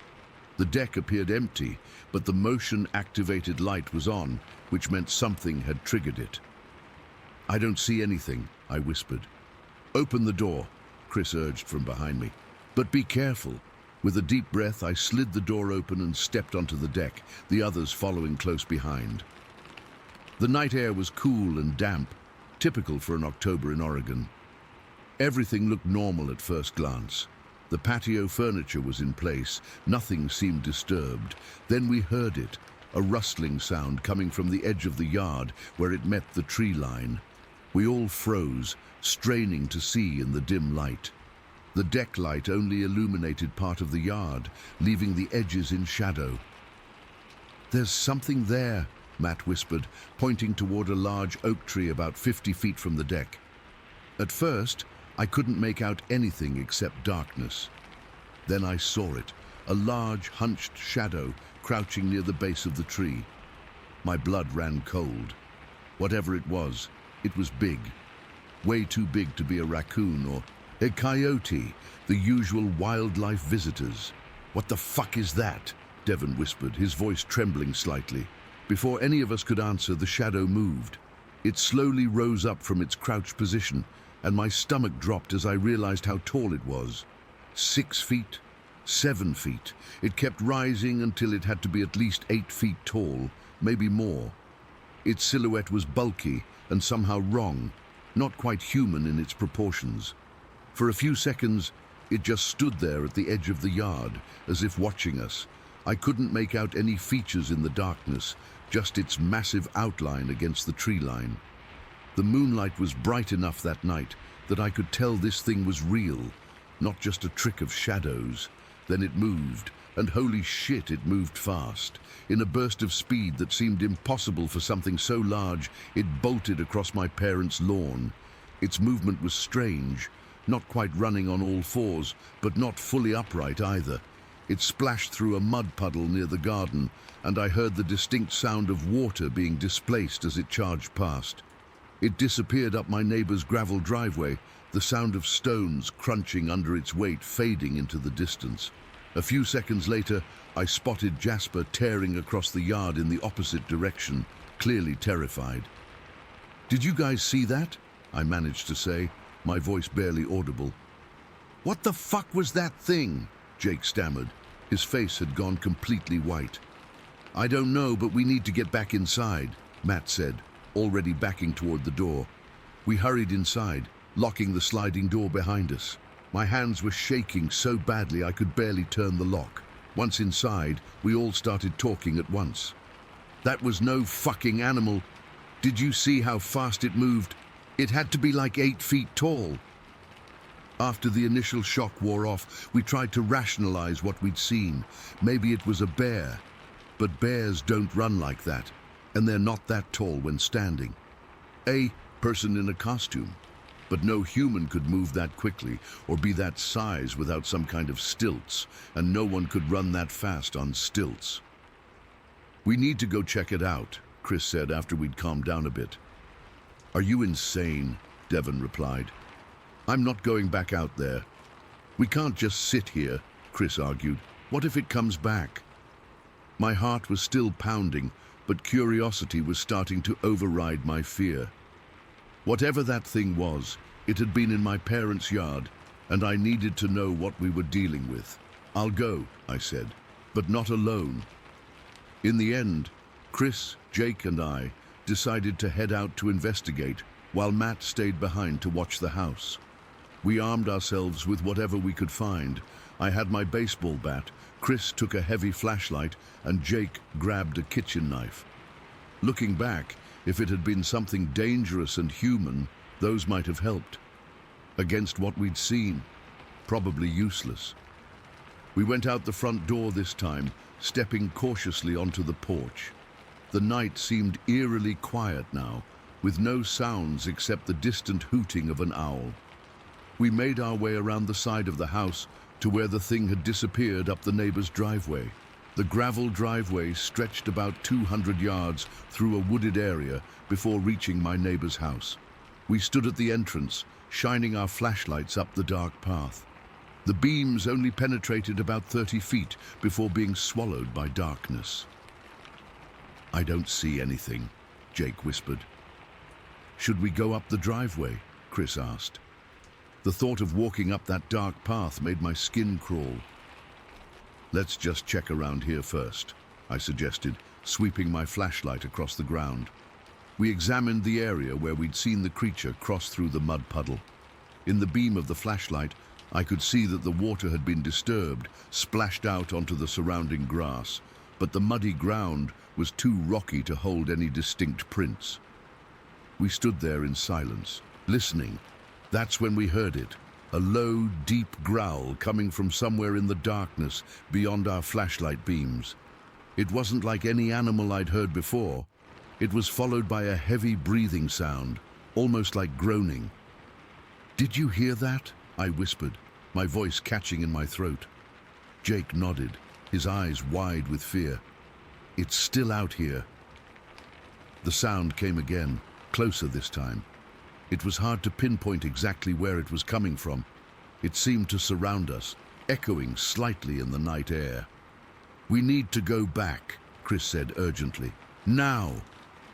We backed away slowly, keeping our flashlights pointed toward the sounds. I had the overwhelming sensation of being watched, of something just beyond the light following our movements. We hurried back to the house, practically running the last few yards, and locked the door behind us. Matt was waiting anxiously in the living room. "Did you find anything?" "It's still out there," Jake said, his voice shaking. "We heard it." None of us slept much that night. We stayed up talking, trying to make sense of what we'd seen and heard. We kept the lights on, and took turns watching out the windows, though we didn't see or hear anything else for the rest of the night. The next morning, in the harsh light of day, it was easier to doubt what we'd experienced, but there was still an uneasiness that hung over all of us. After Jake, Chris, and Devon left around noon, Matt and I decided to check the yard again. That's when I found it. At the edge of the yard where it met the tree line, right near where we'd first spotted the creature, there was an old sandbox my parents had built years ago when Matt and I were kids. Now it was mostly just used as a garden border. In that sandbox was a footprint. Not just any footprint, an enormous impression pressed deep into the sand. It had to be at least 18 inches long and 8 inches wide. The impression was several inches deep, suggesting whatever made it was incredibly heavy. The print wasn't clearly defined like a human foot. It was broader, with what looked like claw marks at the end of each toe. There were 5 toes, similar to a human foot, but larger and spaced differently. The sand around it was disturbed, with smaller, less distinct marks that might have been from its other foot or perhaps its hands, if it had hands. I called Matt over, and we both stood there staring at it in shocked silence. "Should we take a picture?" Matt finally asked. I nodded and ran inside to grab my phone, but by the time I got back, a sudden downpour had started, one of those quick, heavy Oregon rains that come out of nowhere. By the time it stopped 10 minutes later, the print had been washed away, the sand smoothed over by the rain. It's been 13 years since that night, and I still don't know what we saw. I've researched local wildlife extensively, and nothing matches what we experienced. I've read about Bigfoot sightings in the Pacific Northwest, but I've always been skeptical of that stuff. Still am, to be honest. But I know what I saw. I know what we all saw. Something massive and fast, moving with a strange gait across my parents' yard. Something that left a footprint no known animal could make. Something that made sounds I've never heard before or since. My parents sold that house 4 years ago, and I can't say I'm sorry. I visited a few times after that night, but I never felt comfortable there again, especially after dark. Sometimes I dream about it, that hunched shadow suddenly rising to its full height, that impossible speed as it charged across the yard. I don't know what it was, but whatever it was real, and it was there in my parents' yard that October night in 2010. Story 11. I never thought I'd be writing this down, but I need to get it out. It's been 3 years, and I still wake up sometimes feeling the cold water on my broken wrists, hearing that howl echo through the mountains. I'm a nurse practitioner, or at least I was back then. I worked at one of those oil sands operations in Alberta. Long hours, 2 weeks on, 1 week off. The pay was good, but the work was brutal. We'd see everything from minor injuries to serious trauma, and the schedule left me constantly exhausted. By last summer, I'd accumulated almost a month of vacation time, and my supervisor practically ordered me to take it. "Shannon, if you don't use this time, you're going to burn out," she told me. She wasn't wrong. I'd always wanted to visit Glacier National Park, just across the border in Montana. Growing up in Calgary, I'd heard about it my whole life, but never made the trip. The pictures online looked unreal. Jagged mountains, crystal lakes, wildflowers everywhere. I packed my hiking gear, bought a new pair of boots, and headed south. The drive was gorgeous, and the border crossing was quick. I remember how my chest felt lighter with each mile, like I was physically shedding the stress of the job. I arrived at Many Glacier Campground in the early afternoon. The ranger at the entrance station was friendly, pointing out good day hikes and warning me about bears in the area. "Make sure you carry bear spray and make noise on the trail," he said. I nodded, thinking of the canister in my backpack. I'd dealt with bears before on camping trips in Banff. That first night at the campground was perfect. The air was cool and crisp, my little tent felt cozy, and I slept better than I had in months. I woke up feeling refreshed, ready to explore. The plan was simple: hike to Fisher Cap Lake and then extend to Red Rock Falls if I felt good. It was supposed to be an easy hike, maybe 3 miles round trip. I set out around 10 in the morning. The trail was beautiful, winding through pine forests, opening up to meadows filled with wildflowers. I took my time, stopping to photograph a family of deer sitting on rocks to just breathe and look around. I made it to Fisher Cap Lake by noon, ate the sandwich I'd packed, and decided to continue to Red Rock Falls. The falls were stunning. Water cascaded down red rock formations, creating pools and rapids. I found a flat rock near the edge of one pool and sat down to rest. The sun was warm, the sound of rushing water peaceful. I remember taking off my boots and soaking my feet in the cold water, feeling the tension in my muscles melt away. I must have dozed off. When I opened my eyes, the sun was much lower in the sky. I checked my watch, almost 6 in the evening. Sunset would be around 9, but I didn't want to hike back in the dark. I quickly put on my socks and boots, gathered my things, and started back down the trail. I was hurrying, not paying enough attention to where I was placing my feet. About a mile from the trailhead, my right foot caught on an exposed tree root. I pitched forward, instinctively throwing out my hands to catch myself. I heard a sickening crack when my hands hit the ground, and pain shot up both arms. I screamed, rolling onto my side. Both wrists were already swelling, bent at unnatural angles. I tried to push myself up, but the pain was too intense. I couldn't put any weight on my hands at all. Panic set in.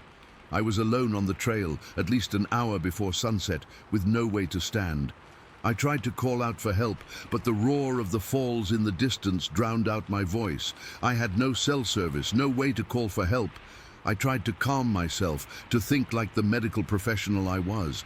I needed to stabilize my wrists and find help. But how could I do anything without the use of my hands? I managed to get onto my knees, but when I tried to stand, I lost my balance and rolled off the trail, down a small embankment, landing in a patch of what I later learned were huckleberry bushes. The fall disoriented me, and I felt something else pop in my left ankle. Great. Now I had 2 broken wrists and what was probably a sprained ankle. I could hear water nearby, a small stream feeding into the larger creek by the falls. In my pain-addled mind, I thought if I could get to the water, I could reduce the swelling in my wrists. Using my elbows and knees, I scooted down toward the sound of water. It was slow, agonizing work. Every movement sent jolts of pain through my arms. By the time I reached the stream, I was sweating and nauseated despite the cool evening air. I managed to submerge my wrists in the freezing water. The cold numbed the pain somewhat, but I realized I'd made a critical error. I was now even further from the trail, in a depression near the stream where hikers wouldn't see me. My backpack with my water bottle, food, and first aid kit was still up on the trail where I'd fallen. As darkness fell, the temperature dropped rapidly. I was wearing hiking pants and a long-sleeve shirt, but nothing warm enough for a Montana night in the mountains. I tried to curl up against the bank of the stream to conserve body heat, but I was shivering uncontrollably within hours. I didn't sleep that night. The pain in my wrists would surge whenever I moved, and I was too cold, too scared to relax. I kept thinking someone would come looking for me, but why would they? I hadn't told anyone exactly where I was going or when I'd be back. I'd paid for 3 nights at the campground, so no one would even notice I was missing until I failed to check out. By morning, I was dehydrated and starving. I managed to drink from the stream by lying on my stomach and lowering my face to the water. I tried calling for help again, but my voice was hoarse, and the stream and distant falls covered any sound I made. The second day was worse than the first. The sun beat down on me, and I had no shelter. My wrists had swollen to twice their normal size, turning purple and yellow. I knew they needed to be set properly, but there was nothing I could do. I drifted in and out of consciousness, my medical training telling me I was in serious trouble. By the 3rd day, I'd given up hope. I was too weak to move far from the stream, which had become my only source of water and relief for my swollen wrists. I'd tried eating some berries from the bushes around me, but without the use of my hands, I could only get a few by awkwardly picking them with my mouth.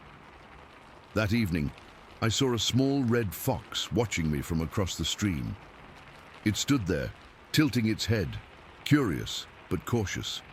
For some reason, seeing another living being gave me a surge of determination. If I died here, no one would know what happened to me. My parents would be devastated. My colleagues would wonder. I had to survive. The fox visited again the next morning, this time coming closer. It seemed to be assessing me, perhaps wondering if I was a threat or food. I spoke to it softly, my voice cracking from dehydration. "Hey there, little one. I don't suppose you could go get help, huh?" The fox darted away when I spoke, but returned a few minutes later with something in its mouth, a dead mouse. It dropped the offering a few feet from me and retreated to watch. I laughed despite myself. "Thanks, but I think I'll pass." That night, I think it was the fourth night, though time had become blurry, something happened that I still can't fully explain. I was drifting in and out of consciousness when I heard heavy footsteps approaching. My first thought was bear, and terror shot through me. I had no way to defend myself, no way to climb a tree or run, but what emerged from the darkness wasn't a bear. It walked on two legs, was covered in dark fur, and stood at least 7 feet tall.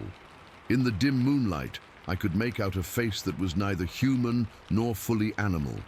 A broad forehead, deep-set eyes, a flattened nose.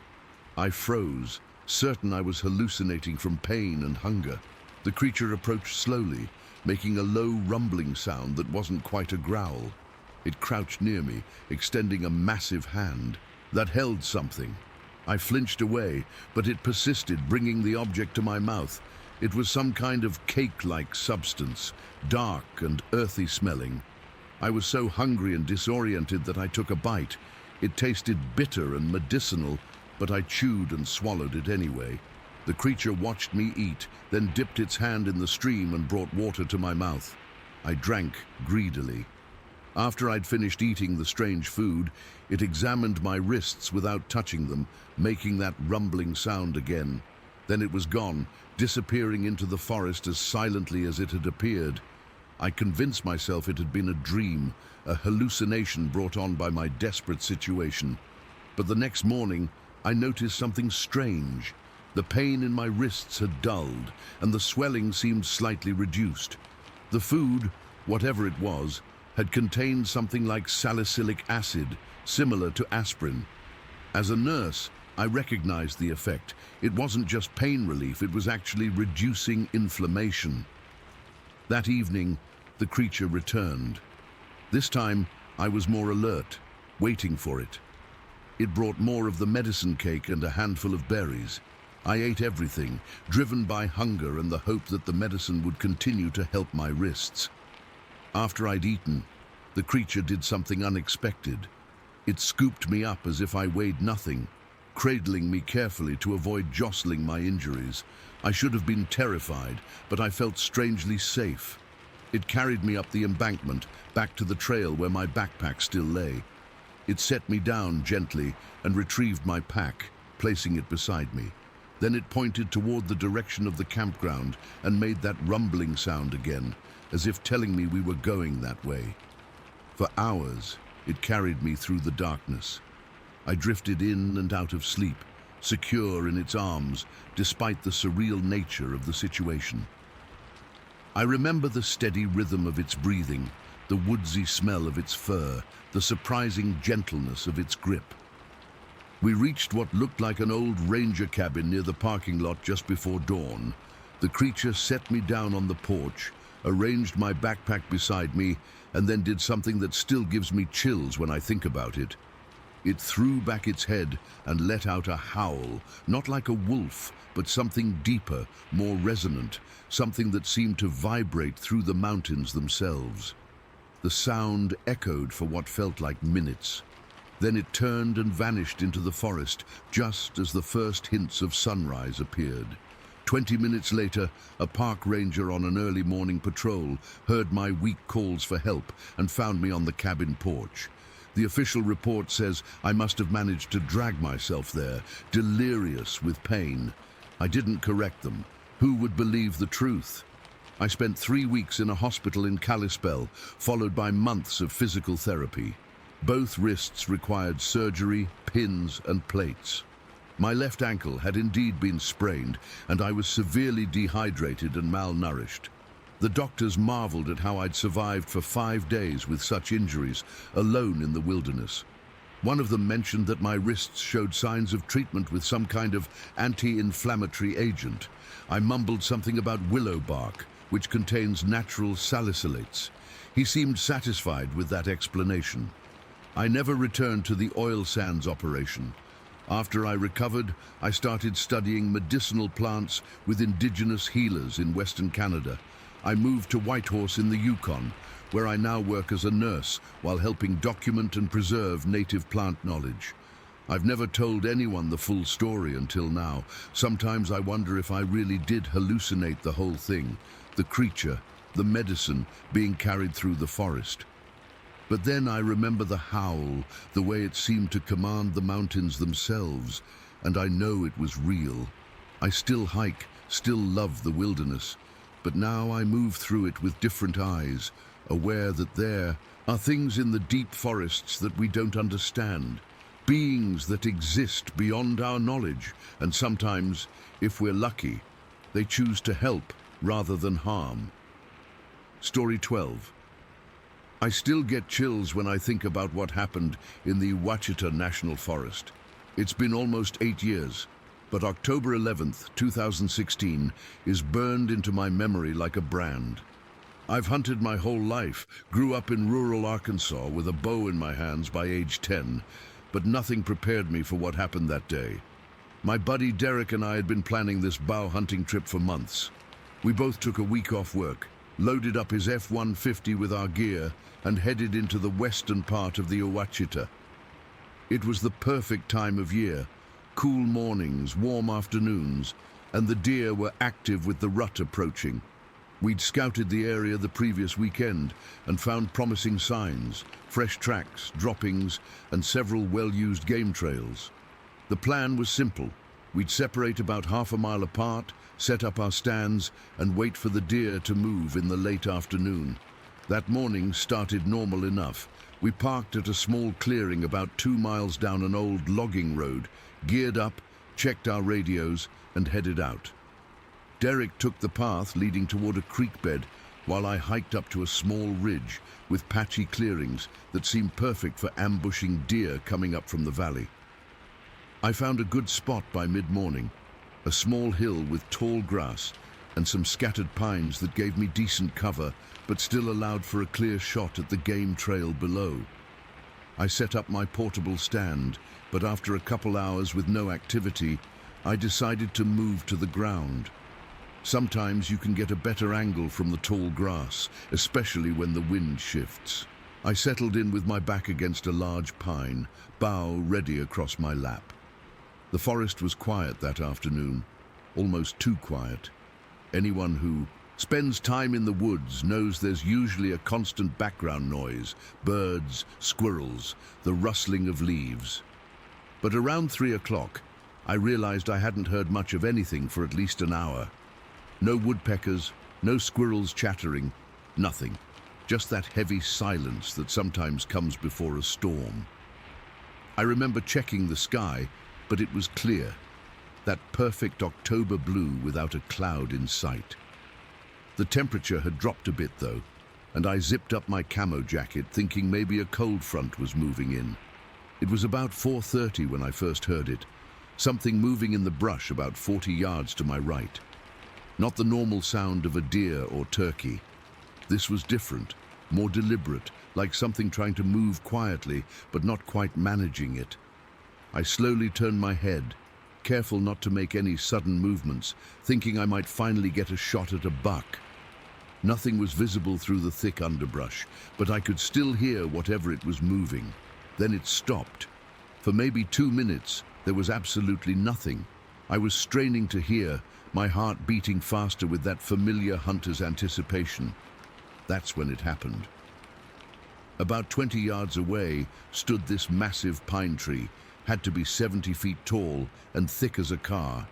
It suddenly started shaking, not swaying like in a breeze, but violently shaking, like something huge was pushing against it with incredible force. The top was whipping back and forth so hard I thought it might snap. My first thought was a bear scratching its back, but this was way too powerful. This tree was rocking like a sapling in a hurricane, but there wasn't even a breeze. I froze, my bow forgotten in my lap, just staring at this impossible sight. Then came the sound. I've heard bears roar. I've heard mountain lions scream. I've heard just about every animal in these woods. This wasn't like any of them. It started as this deep, guttural growl that you could feel more than hear, like it was vibrating in your chest. Then it built into something between a roar and a scream that echoed through the trees. It was so loud I instinctively covered my ears. It went on for maybe 7 or 8 seconds, but it felt like forever. When it stopped, there was this ringing silence. I couldn't move, couldn't breathe. Every instinct was screaming at me to run, but I was paralyzed. The tree had stopped shaking, and there was no sound at all, like the whole forest was holding its breath. What broke the spell was the sound of crashing undergrowth, something big moving away fast. The sound faded quickly, which made no sense because something that size should have made noise for much longer. I don't remember deciding to move. I just found myself running, full sprint down the hillside, jumping over logs, crashing through brush. I didn't follow any trail. I just ran in the general direction of the truck. My bow was still in my hand somehow, but I'd dropped my pack and didn't care. I stumbled twice, fell hard the second time, and scrambled back up with mud and leaves stuck to my clothes. My lungs were burning, but I didn't slow down. Whatever made that sound, I wanted nothing to do with it. I burst out of the tree line near where we'd parked, nearly collapsing as I reached the truck. Only then did I notice the green Forest Service vehicle parked next to ours, and 2 officers standing beside it looking alarmed as I came crashing out of the woods. One was an older guy, maybe 50, with graying hair under his uniform hat. The other was younger, probably early 30s. They both had that alert, tense posture when they saw me running out of the trees. "You all right?" The older one called out as I bent over, hands on my knees, trying to catch my breath. "Something," I gasped, pointing back toward the woods. "Something in there." The younger officer stepped closer. "Calm down. Take a breath. What happened?" After a few more deep breaths, I straightened up. I was hunting up on that ridge. Something was in the woods. It shook a huge pine tree like it was nothing, then made this sound, this roar. I've never heard anything like it. They exchanged a look that sent another chill through me.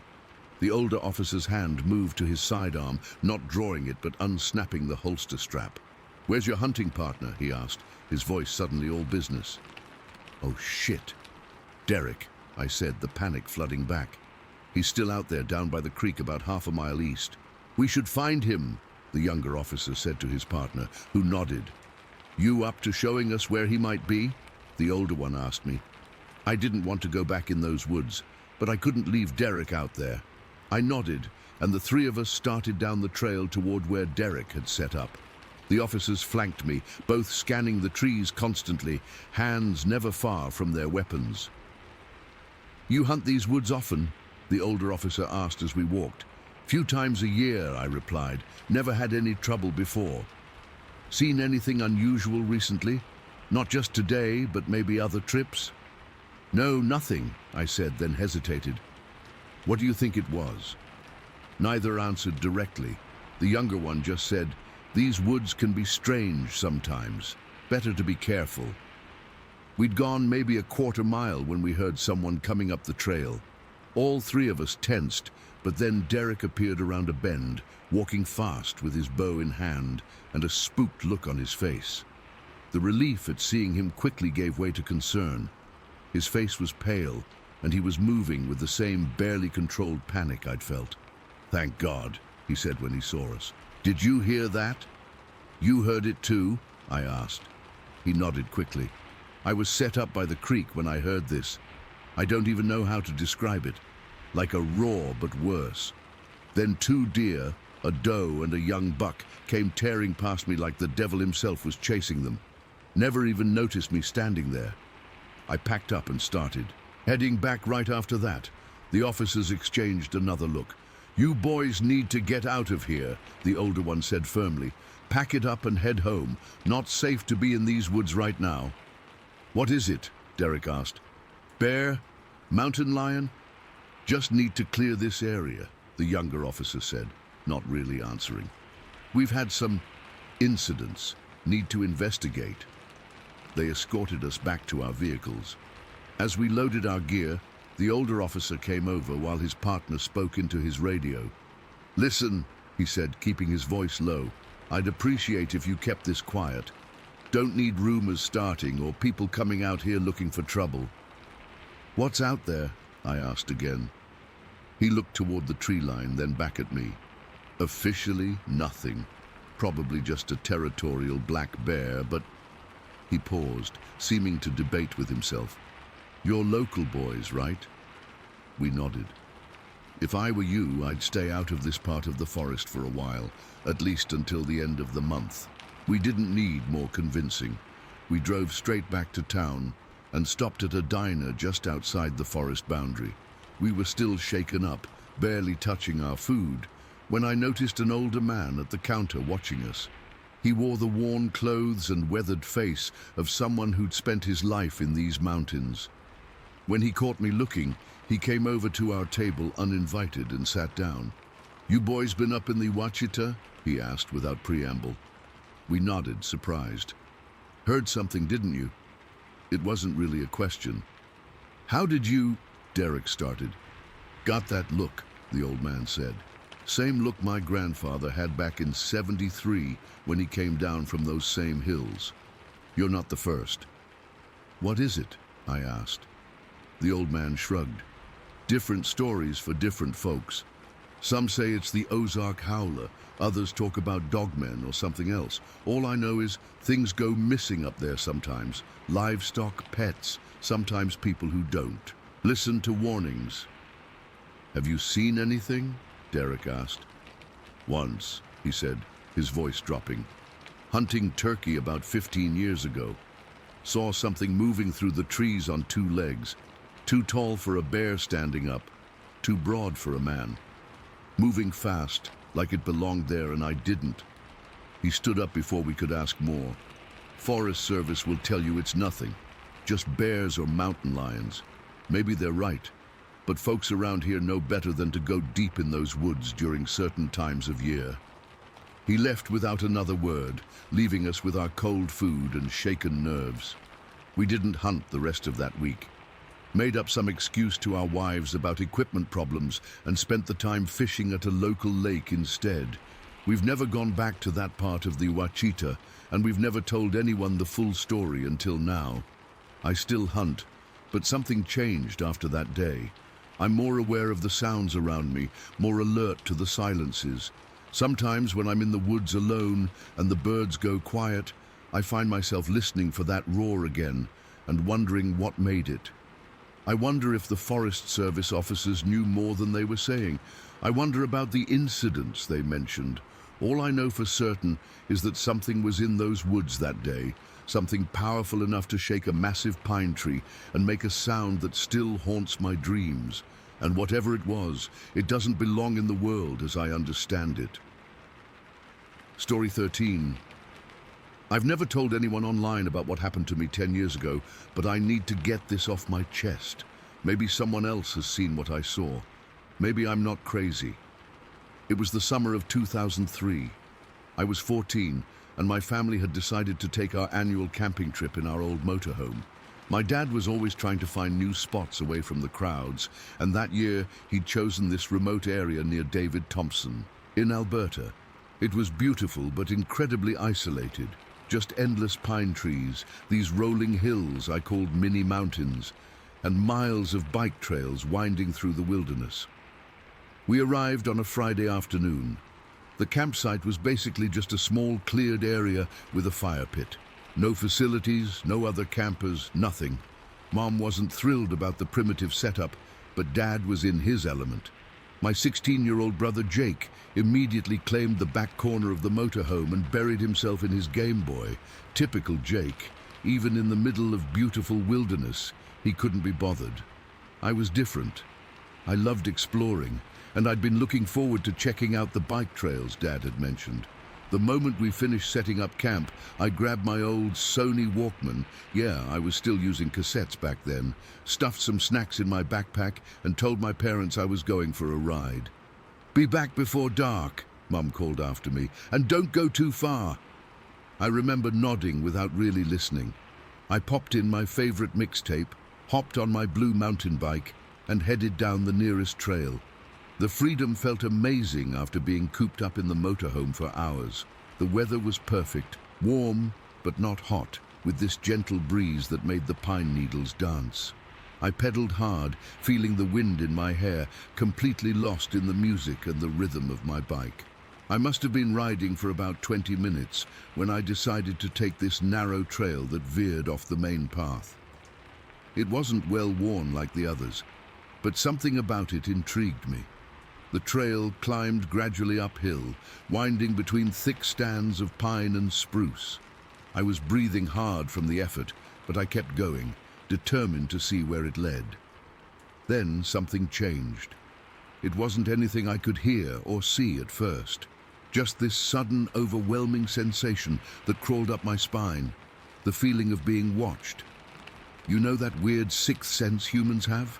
That primitive instinct that tells you something isn't right. It hit me like a bucket of ice water. I stopped pedaling and pulled my headphones off, letting them hang around my neck. The silence was immediate and oppressive. No birds chirping, no rustling in the underbrush, just stillness. I scanned the trees around me, trying to convince myself I was being stupid, but the feeling wouldn't go away. My heart was hammering in my chest as I slowly turned in a circle, studying every shadow, every tree. That's when I saw it. What I initially thought was a tree stump about 30 yards away, partially hidden behind a cluster of pines. It was oddly shaped, but I might not have given it a second glance if I hadn't noticed movement.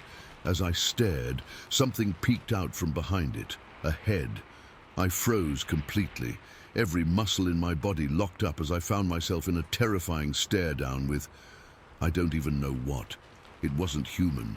It wasn't an animal I recognized. Its face was too shadowed for me to make out clear features. But its eyes, God, its eyes caught what little sunlight filtered through the trees, reflecting it back with an unnatural yellowish glow. For what felt like forever but was probably only seconds, we just stared at each other. Then it moved its head, slowly shifting its gaze from side to side, as if it was, I don't know, assessing the situation, planning. I got the distinct impression it was calculating something, and that realization sent ice through my veins. Then it stood up. What I had thought was a stump was actually shorter than this creature. As it rose to its full height, I realized it was massive, easily 7 or 8 feet tall. Its proportions were all wrong, limbs too long and thin, torso too narrow. It was covered in something dark, fur or clothing, I couldn't tell. The shape was vaguely humanoid, but distorted somehow, like a human form that had been stretched. My brain couldn't process what I was seeing. It was like those moments in dreams where something impossible happens and your mind just short-circuits. I think I made a sound, a whimper or gasp, because its head snapped toward me with sudden focus. That's when my survival instinct finally kicked in. I had to get away, now. I jammed my feet onto the pedals and tried to turn my bike around, but I was shaking so badly that I lost my balance.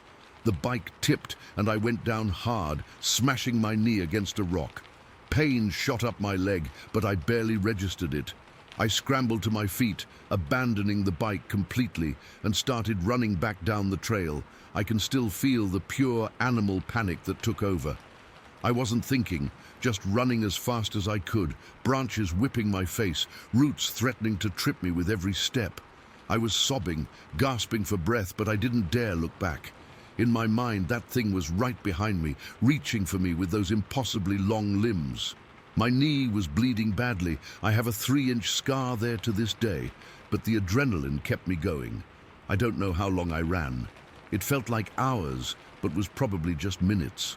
When I finally broke through the trees near our campsite, I was a complete mess, covered in dirt, blood running down my leg, face streaked with tears and snot. My mum saw me first and dropped the pot she was washing. "Madison! Oh my God!" My dad jumped up from his chair and ran to me. I collapsed into his arms, hysterical, trying to explain between gasping sobs. "There's something in the woods. I saw it was watching me. They thought I'd been attacked by a person at first." Dad kept asking if someone had hurt me, if I'd seen a stranger. When I finally managed to describe what I'd seen, I could tell they didn't believe me. Mom's face shifted from panic to concern of a different kind. Dad exchanged this look with her, the kind parents give each other when they think their kid is either lying or losing it. "It was probably just a bear standing on its hind legs," Dad suggested, cleaning the wound on my knee. "Or maybe an elk. They can look strange when you only catch glimpses." But I knew what I'd seen. It wasn't a bear or an elk or any animal I'd ever encountered in my 14 years living in Alberta. The way it had watched me, the intelligence behind those eyes. It wasn't animal curiosity. It was something else entirely. After I'd calmed down a bit, Dad offered to go back with me to get my bike and see if we could figure out what I'd seen. "No!" The panic that surged through me at the suggestion was overwhelming. "Please, no. I don't want to go back there." We ended up staying at the campsite that night. Dad and Jake went to retrieve my bike the next morning, but I refused to go with them. They found it easily enough, lying where I'd dropped it on the trail. They didn't see anything unusual, and Dad pointed out that there were no strange footprints or signs of anything large moving through the underbrush. "See, probably just your imagination getting the better of you," he said, ruffling my hair like I was still a little kid. But I know what I saw. The look in those eyes, the deliberate way it moved. It wasn't my imagination. We cut our camping trip short and headed home the next day. I think my parents were worried about my state of mind more than anything else. For weeks afterward, I had nightmares about being chased through endless woods. I'd wake up drenched in sweat, convinced that creature was standing in the dark corner of my bedroom, watching me with those reflective eyes. The fear faded eventually, as fears do when you're young and life moves on. But I've never forgotten. I've never gone camping in that area again, despite my family's attempts to get me to face my fears. Some fears don't need facing. What bothers me most, even now, is not knowing what it was.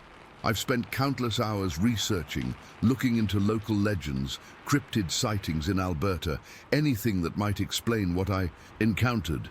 The closest I've come are some native stories about forest spirits or tall, thin creatures that guard certain wilderness areas. Some people online talk about skinwalkers or wendigos, but those stories never quite match what I saw. Sometimes I wonder if it's still there, watching other hikers or bikers who venture too far off the main trails. I wonder if anyone else has seen it and, like me, been too afraid or embarrassed to report it officially. The logical part of my brain tries to convince me it was just a case of an overactive teenage imagination combined with the isolation of those woods. But then I catch myself absently running my fingers over the scar on my knee, and I know it was real. I still live in Alberta, still love the outdoors, but I'm careful now. I don't wear headphones when I'm in the wilderness. I pay attention to that feeling of being watched, and I never, ever venture off marked trails alone. Sometimes I think about going back, now that I'm an adult. Maybe with a group, maybe with cameras. But then I remember those eyes and the way they calculated, the way they assessed me like I was prey. and I know I never will. Whatever was in those woods that day, it wasn't something that belongs in our world. And I hope to God I never cross paths with it again. Story 14. I've been going back and forth about posting this for almost 20 years now. I'm not looking for attention or trying to convince anyone of anything. I just need to finally get this off my chest and maybe find out if anyone else has seen something similar in the area. This happened in June of 2003. I'm an avid fisherman, have been my whole life. That summer, I was still recovering from a hip replacement I'd had about 4 months earlier. The doctors told me I shouldn't be out walking on uneven ground yet, but anyone who fishes knows that when the weather's right, you just have to go. So I went against medical advice and drove out to the Brighton Bush River near Detroit, Oregon, one of my favorite spots. I arrived around 10 in the morning. It was one of those perfect Pacific Northwest days. Clear skies, around 65 degrees, slight breeze. I remember wearing a light flannel shirt and my lucky fishing hat that my son gave me for Father's Day back in '97. I had my trusty rod, my tackle box, and a small cooler with some sandwiches and beers. Nothing fancy. Getting down to the riverside was tougher than I remembered. The Brighton Bush cuts through a narrow gorge with pretty steep banks on both sides. With my new hip, I had to take it slow, using my walking stick to steady myself on the way down. My physical therapist would have had a fit if she saw me shuffling down that incline. The river's about 50 feet wide at that point, with some parts reaching 10 feet deep. The current was strong that day, due to recent rainfall upstream. I found a decent spot on a small gravel bar that jutted out into the water. It was pretty secluded, exactly what I was looking for. I hadn't seen another soul since I'd parked my truck. I set up my gear, baited my hook and cast out. The rushing water sound was therapeutic, and I remember thinking how good it felt to be back doing what I loved after being cooped up recovering for so long. The pain meds made me foggy, so I'd stopped taking them a week earlier, despite still having some discomfort. I wanted to feel clear-headed for this trip. About 15 minutes in, I heard a sharp crack from across the river. It was distinctive, like a thick branch breaking under significant weight. My first thought was deer, or maybe an elk. We get plenty of those in the area, so I didn't think much of it. I just kept my eyes on my line and enjoyed the peace. Then I heard it again, same exact sound, same volume, but closer to where I was sitting. This time it got my full attention. 2 identical sounds like that. Isn't usual animal behavior. I put my rod down and scanned the opposite bank, squinting against the dappled sunlight coming through the trees. At first, I didn't see anything unusual, just the typical dense forest of Douglas firs and underbrush that grows right up to the water's edge. The opposite bank was steeper than mine, rising up about 30 feet from the water before leveling off into forest. That's when I saw movement through the trees. I froze. I'm not someone who scares easily. I've encountered bears, cougars, and all sorts of wildlife over my 40 years of fishing these waters. But something about this movement made the hair on my arms stand up. From my position, I could see a small clearing about 25 yards back from the opposite bank. Something was moving through it, from right to left. My first thought was that it was a person, a hiker maybe, though this wasn't a well-traveled area. But as I focused, I realized the proportions were all wrong. This thing was massive. I'd guess around 7 or 8 feet tall, moving on 2 legs. It had what I can only describe as a barrel-shaped chest, incredibly broad and solid. But the strangest part was that it didn't seem to have a neck. The head just flowed directly into these thick shoulders and torso. The color was a dark brown, almost black in the shadows. It moved with this strange fluidity that I still can't properly explain. For something so big, it was incredibly graceful. There was no crashing or stumbling like you'd expect from something that size moving through brush. After the 2 branch cracks, it moved almost silently. I only saw it for about 3 seconds before it disappeared behind the trees again. My heart was hammering in my chest. I'm a rational person. I've always been skeptical of Bigfoot stories and all that. But in that moment I knew with absolute certainty that what I was looking at wasn't human, and it wasn't any animal I recognized. The logical part of my brain tried to make sense of it. Maybe it was just a bear standing on its hind legs, but I've seen plenty of bears, and they don't move like that. This thing's movement was deliberate, balanced, and upright, not the awkward waddle of a bear on two legs. I sat there completely still for what felt like hours, but was probably only minutes. My fishing rod was forgotten. I kept scanning the tree line, hoping and also dreading that it might reappear. But there was nothing. No movement, no sound. I debated what to do next. The river was flowing too fast for me to cross, especially with my bad hip. Part of me wanted to get the hell out of there immediately, but another part, the part that's always been curious about the unknown, wanted to investigate.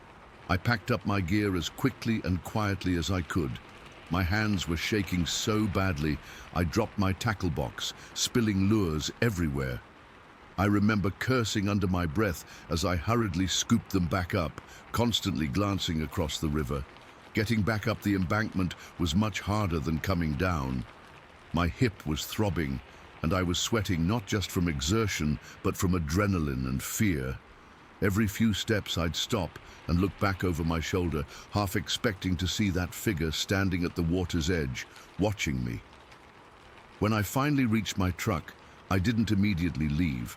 Instead, I got out my map and looked for access points to the opposite bank.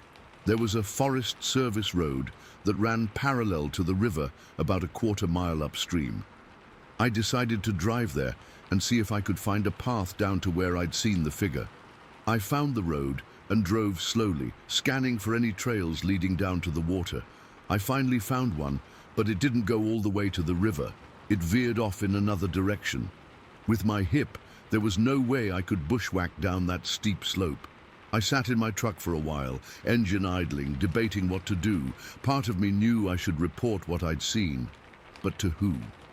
The Forest Service, the local sheriff. "Excuse me, I think I just saw Bigfoot" isn't exactly something a 57-year-old man with no history of mental illness wants to say out loud to authorities. In the end, I decided to drive home. The whole way back, my mind kept replaying those 3 seconds, trying to make sense of what I'd seen. By the time I got home, I'd convinced myself it must have been a bear or even just a large man in dark clothing. The mind plays tricks, especially when you're alone in the woods. But that night I couldn't sleep. I kept seeing that necklace figure moving with impossible grace through the trees. I got up around 3 in the morning and started researching. I read accounts of Sasquatch sightings in Oregon, looking for similarities to what I'd experienced. And there were many: the height, the barrel chest, the fluid movement, even the lack of a visible neck was mentioned in several accounts. The next morning, I called an old fishing buddy who I knew wouldn't think I was crazy. He listened patiently as I described what happened. When I finished, there was a long silence on the phone. Then he told me that his cousin had seen something similar near Mount Hood back in '95. He'd never believed the story until now. Over the next few weeks, I went back to that spot 3 times. I brought a camera and even a small pair of binoculars. I never saw the figure again, but on my second visit I found something strange. On the opposite bank, in roughly the area where I'd seen the movement, there was a small clearing where the underbrush seemed to have been pushed down, creating a sort of path about 3 feet wide. It could have been made by elk or deer, but it seemed too deliberate somehow. On my third visit, I worked up the courage to try crossing the river at a shallower point upstream. My hip was feeling better by then, and I used my walking stick for balance against the current. It was stupid and dangerous, but I had to know. I made it to the opposite bank and followed it downstream to where I thought I'd seen the figure. I'm not sure what I expected to find. Footprints, hair, some definitive proof, but there was nothing obvious. The ground was mostly covered in pine needles and moss, which don't hold impressions well, I did notice some broken branches about 7 feet up on several trees, which seemed odd. And there was a strange, musky odor in one particular spot that I can't describe other than to say it wasn't any animal smell I recognized. After about an hour of searching, I gave up and made my way back across the river. As I was halfway across, balancing carefully on slippery rocks, I had the distinct feeling of being watched. I looked back toward the bank I'd just left and scanned the tree line. Nothing moved, but the feeling persisted until I was safely back on my side of the river. That was the last time I went fishing alone. These days, I always bring someone with me, using my age and hip as an excuse. I've never told my wife or kids what I saw, only my fishing buddy, and now you know the full story. I still don't know what it was I saw that day. I'm not claiming it was definitely a Sasquatch or Bigfoot or whatever you want to call it, but I know what it wasn't. It wasn't a bear, it wasn't a moose, and it certainly wasn't a human being. After 20 years of replaying those 3 seconds in my mind, I'm more convinced than ever that there are things in our forests that science hasn't explained yet. Sometimes when I'm lying awake at night, I wonder if it saw me too. If it was as surprised to spot a human as I was to see whatever it was. And sometimes, though I'd never admit this to anyone I know personally, I find myself hoping I'll see it again, just to prove to myself that I didn't imagine the whole thing. Story 15. I still get goosebumps thinking about that night in '74. It's been almost 50 years, but I remember it like it happened yesterday. The way the moonlight hit the water, the silence, that smell, and those eyes. God, those eyes. My wife Carol and I had just bought an acre of land out in California Pines that spring. It was cheap back then, just a few $1,000s for a little slice of wilderness.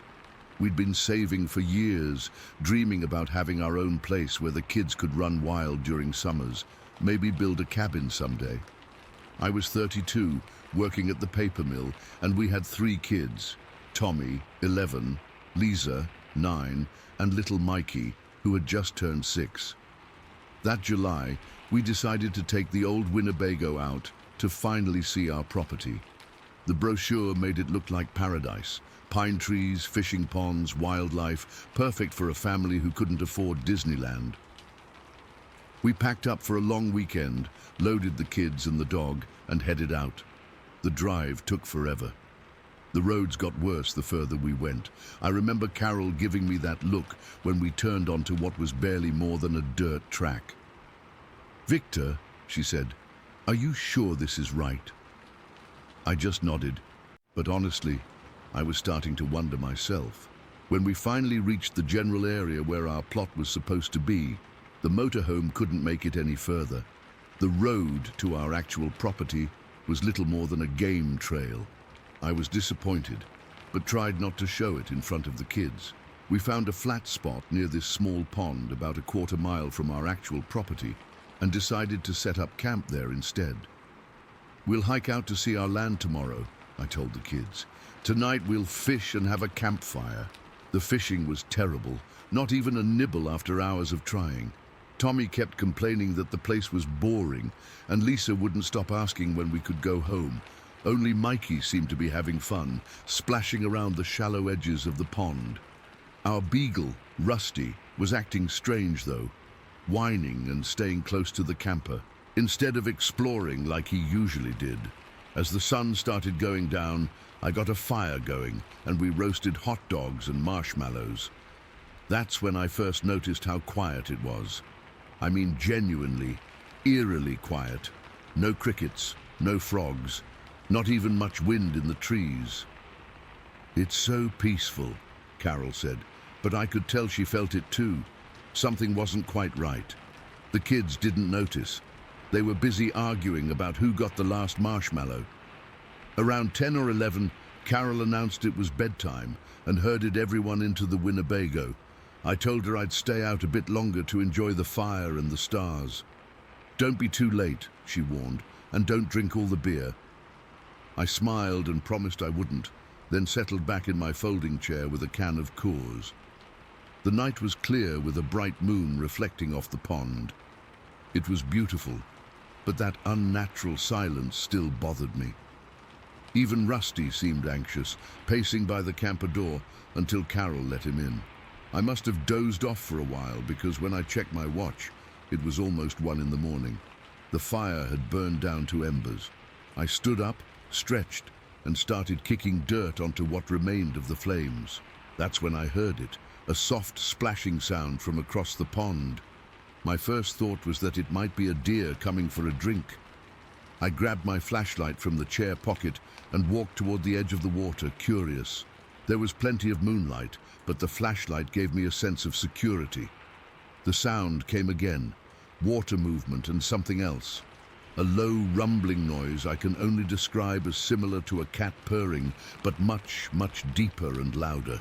As my eyes adjusted, I could see something moving in the cattails on the far side of the pond, maybe 100 yards away. The plants were swaying and bending in a way that didn't match the gentle breeze. Whatever was over there was big.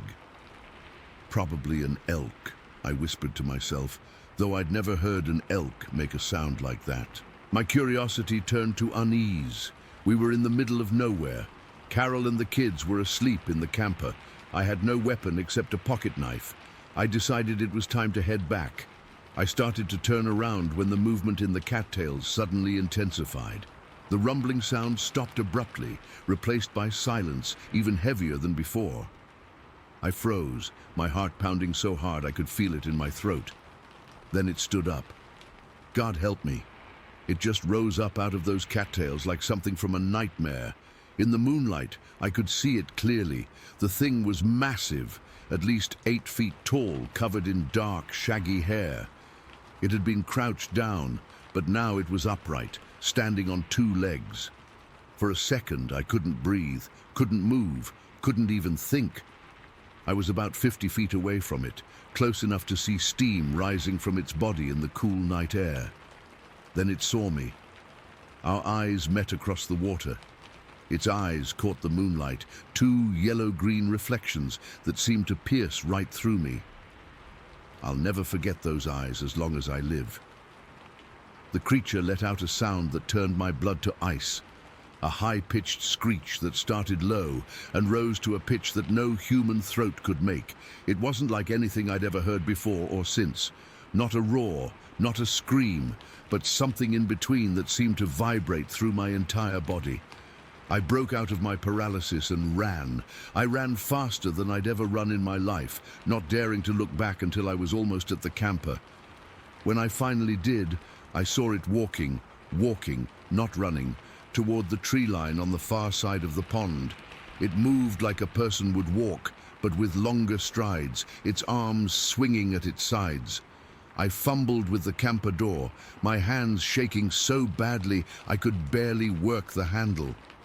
When I finally got inside, I slammed and locked it behind me. Carol stirred in the bed. "Victor, what's wrong?" she mumbled sleepily. I couldn't even speak. I just stood there, trembling, staring out the small window toward the pond. Rusty was cowering under the table, whimpering. "You're white as a sheet," Carol said, more awake now. "What happened?" "I saw something," I finally managed to say. "Something big, by the pond." "A bear?" she asked, concern in her voice. "No, not a bear. It was—" I stopped, already knowing how it would sound. "It was standing on 2 legs, tall, covered in hair." Carol frowned. "You're drunk, Victor." "I had 2 beers. I'm not drunk." She looked at me for a long moment, then sighed. "You probably saw a bear standing up. They do that sometimes." "It wasn't a bear," I insisted. "It walked like a person." "It's late," she said, patting the bed beside her. "Come to sleep. We'll talk about it in the morning." I didn't sleep. I sat by the window all night, watching, listening. The kids slept peacefully, unaware. Even Carol drifted off again. Only Rusty stayed awake with me, his eyes fixed on the door, his body tense. When dawn finally came, I ventured outside, clutching a hatchet from our camping supplies. Carol watched from the doorway, concerned, but still skeptical.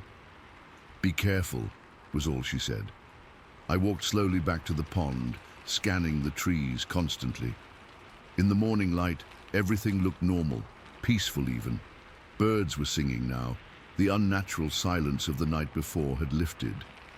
I crossed around the pond to where I'd seen the creature. The cattails were indeed crushed down in a circular area about 10 feet across, like something large had been sitting there. And the smell, God, the smell. Like strong ammonia mixed with wet fur and something musky I can't even describe. I covered my nose with my shirt, eyes watering. I looked for tracks, but found nothing clear. Just some depressions in the mud that could have been anything. The ground was too dry and rocky for good prints. When I got back to the camper, Carol was making breakfast. The kids were excited about exploring our property. "Did you find your monster?" she asked quietly, pouring pancake batter onto our camp stove. "It wasn't a monster," I said, "but something was there. The cattails are all crushed down." "Probably deer," she said, flipping a pancake, "or your imagination." We spent the day hiking out to our actual property. It was nice, a cleared spot among pine trees with a view of distant mountains. But I couldn't enjoy it. I kept looking over my shoulder, scanning the tree line, jumping at every sound. That night I insisted we pack up and leave. I made up an excuse about work calling me back early. Carol knew something was wrong but didn't push it. The kids complained, but I was firm. We were not spending another night there. As we drove away, I kept checking the rearview mirror, half expecting to see that tall, dark figure watching us from the trees. Over the years, I've tried to make sense of what I saw. I've read books, watched documentaries, even contacted researchers who study these things. They call it Bigfoot, Sasquatch, different names in different places. Some think I'm crazy, some believe me. Carol never fully believed my story, but she knew I'd seen something that frightened me badly. We never went back to that property. We sold it a few years later without ever building on it. The thing that still haunts me most isn't just what I saw, but the feeling I had during that brief moment when our eyes met. It wasn't threatening me, it seemed startled, surprised to see a human there, just as I was shocked to see it. That's what keeps me up some nights even now. Not just that these creatures might exist, but that they're intelligent enough to feel surprise, to recognize another thinking being when they see one. I'm an old man now. Carol passed 5 years ago. The kids have their own families, their own lives. They humor their dad's weird campfire story, but don't really believe it. That's okay. I know what I saw. Sometimes I wonder if it's still out there, that creature. If it remembers our encounter the way I do.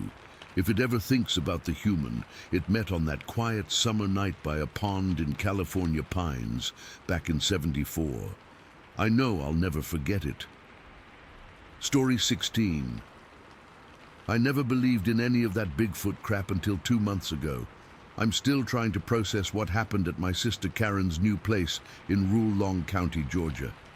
My hands are shaking even typing this out, but I need to tell someone who won't immediately think I'm crazy. Karen and her husband Dan bought this double wide on 3 acres back in April. Great deal, they said. The previous owners left it vacant for over a year and a half, and the bank was practically giving it away. It sits right at the edge of these thick woods that back up to swampland. When they first sent me pictures, all I thought was, that's a lot of yard work. Never. That's perfect Sasquatch habitat. I drove down from Atlanta to help them move in that first weekend in May. It was about a 4-hour drive, and I got there Friday evening around 7.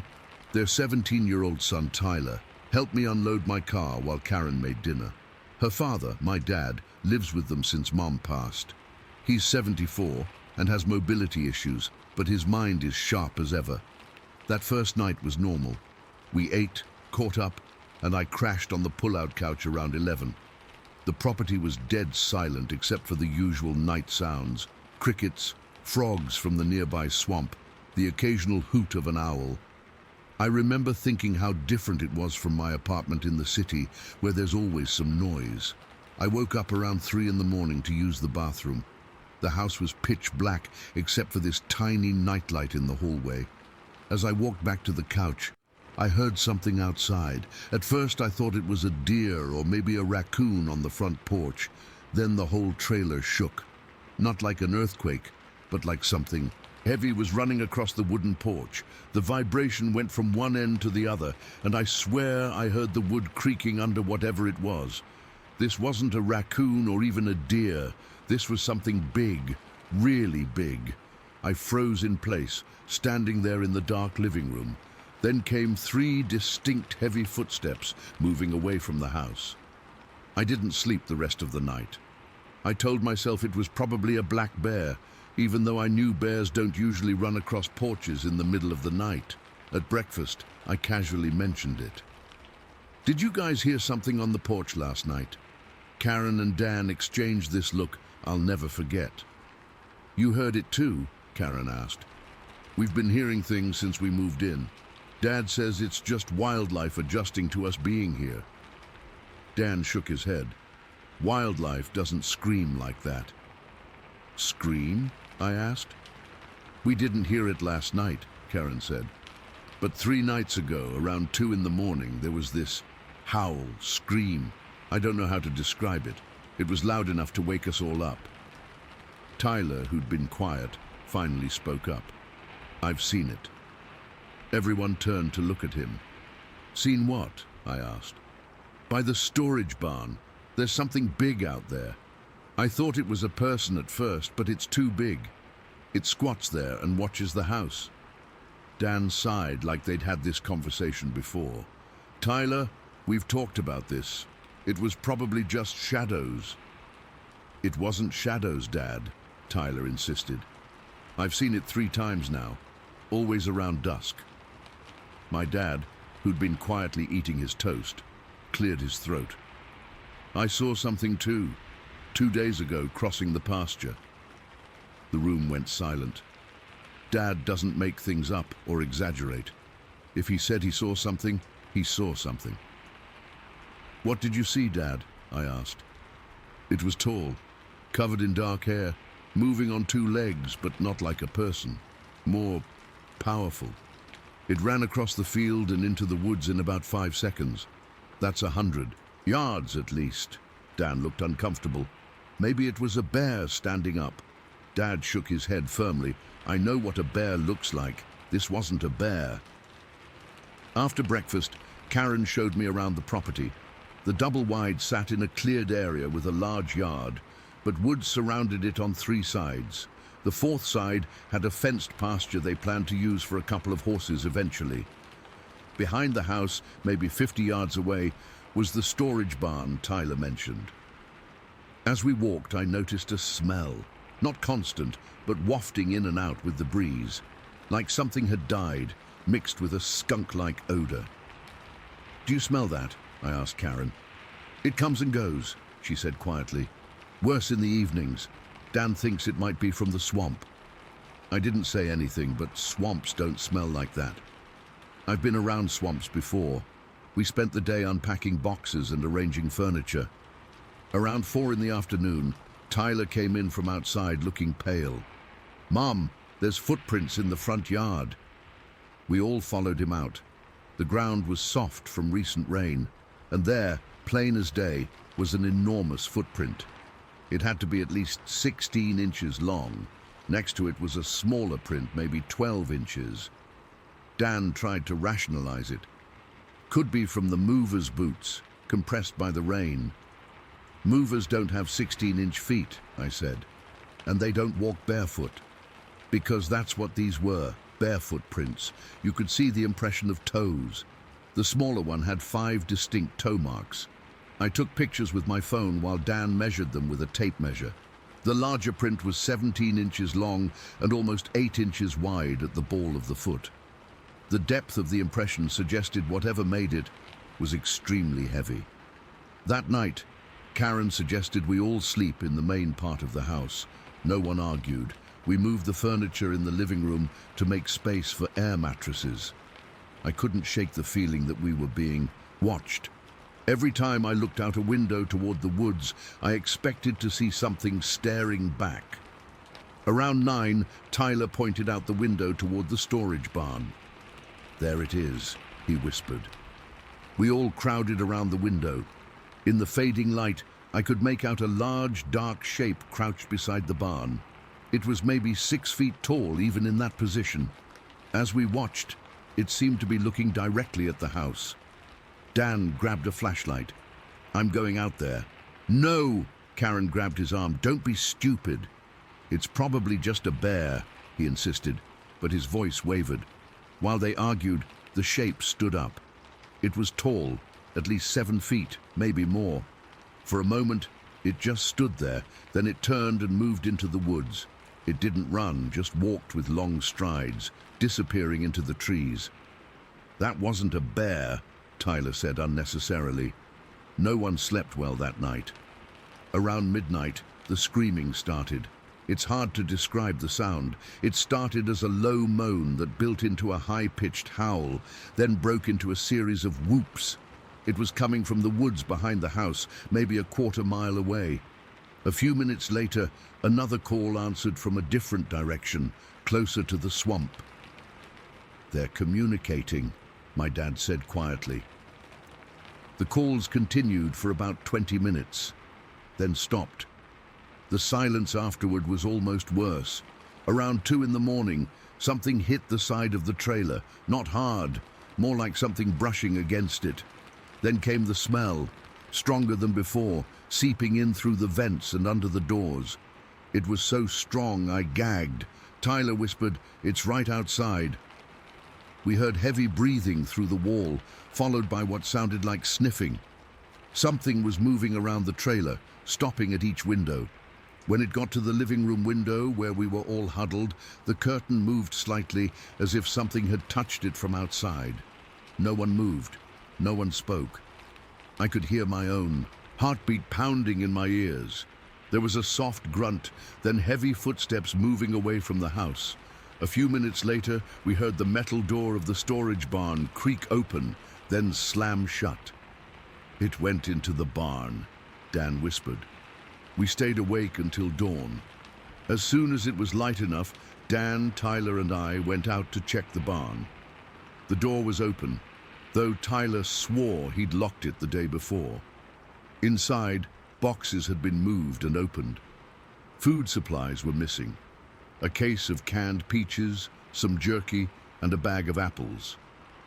"Animals don't take canned goods," I said. Around the barn were more footprints, both sizes we'd seen before, plus what looked like a third, even larger set. Near the woods, we found broken branches about 8 feet off the ground, as if something tall had pushed through. I was supposed to stay until Sunday evening, but by noon on Saturday, I'd decided to leave. I couldn't spend another night there. I told Karen I had an emergency at work, but I think she knew the real reason. Before I left, I pulled her aside. "Karen, I think you guys might have a Sasquatch problem." She didn't laugh like I expected. "I know. They were probably living here while the place was vacant. Now they see us as intruders." "You need to be careful," I said. "Maybe set up game cameras." She nodded. "Dan ordered some already. They'll be here Monday." As I was loading my car, my dad came out to say goodbye. He pressed something into my hand, a clump of dark, reddish-brown hair. "Found this caught on the fence this morning," he said. "Never seen anything like it." "I still have that hair sample. It doesn't match any animal I've researched. I check in with Karen daily now. They've had more encounters. Wood knocks at night, objects moved outside, more prints. The game cameras keep getting turned around or disabled. I'm going back this weekend with better cameras and audio equipment. Karen says the activity is increasing. Last night, she saw 3 of them at the edge of the woods, a large male, a smaller female, and what appeared to be a juvenile. I never believed in Sasquatch before. Now I'm terrified by how wrong I was.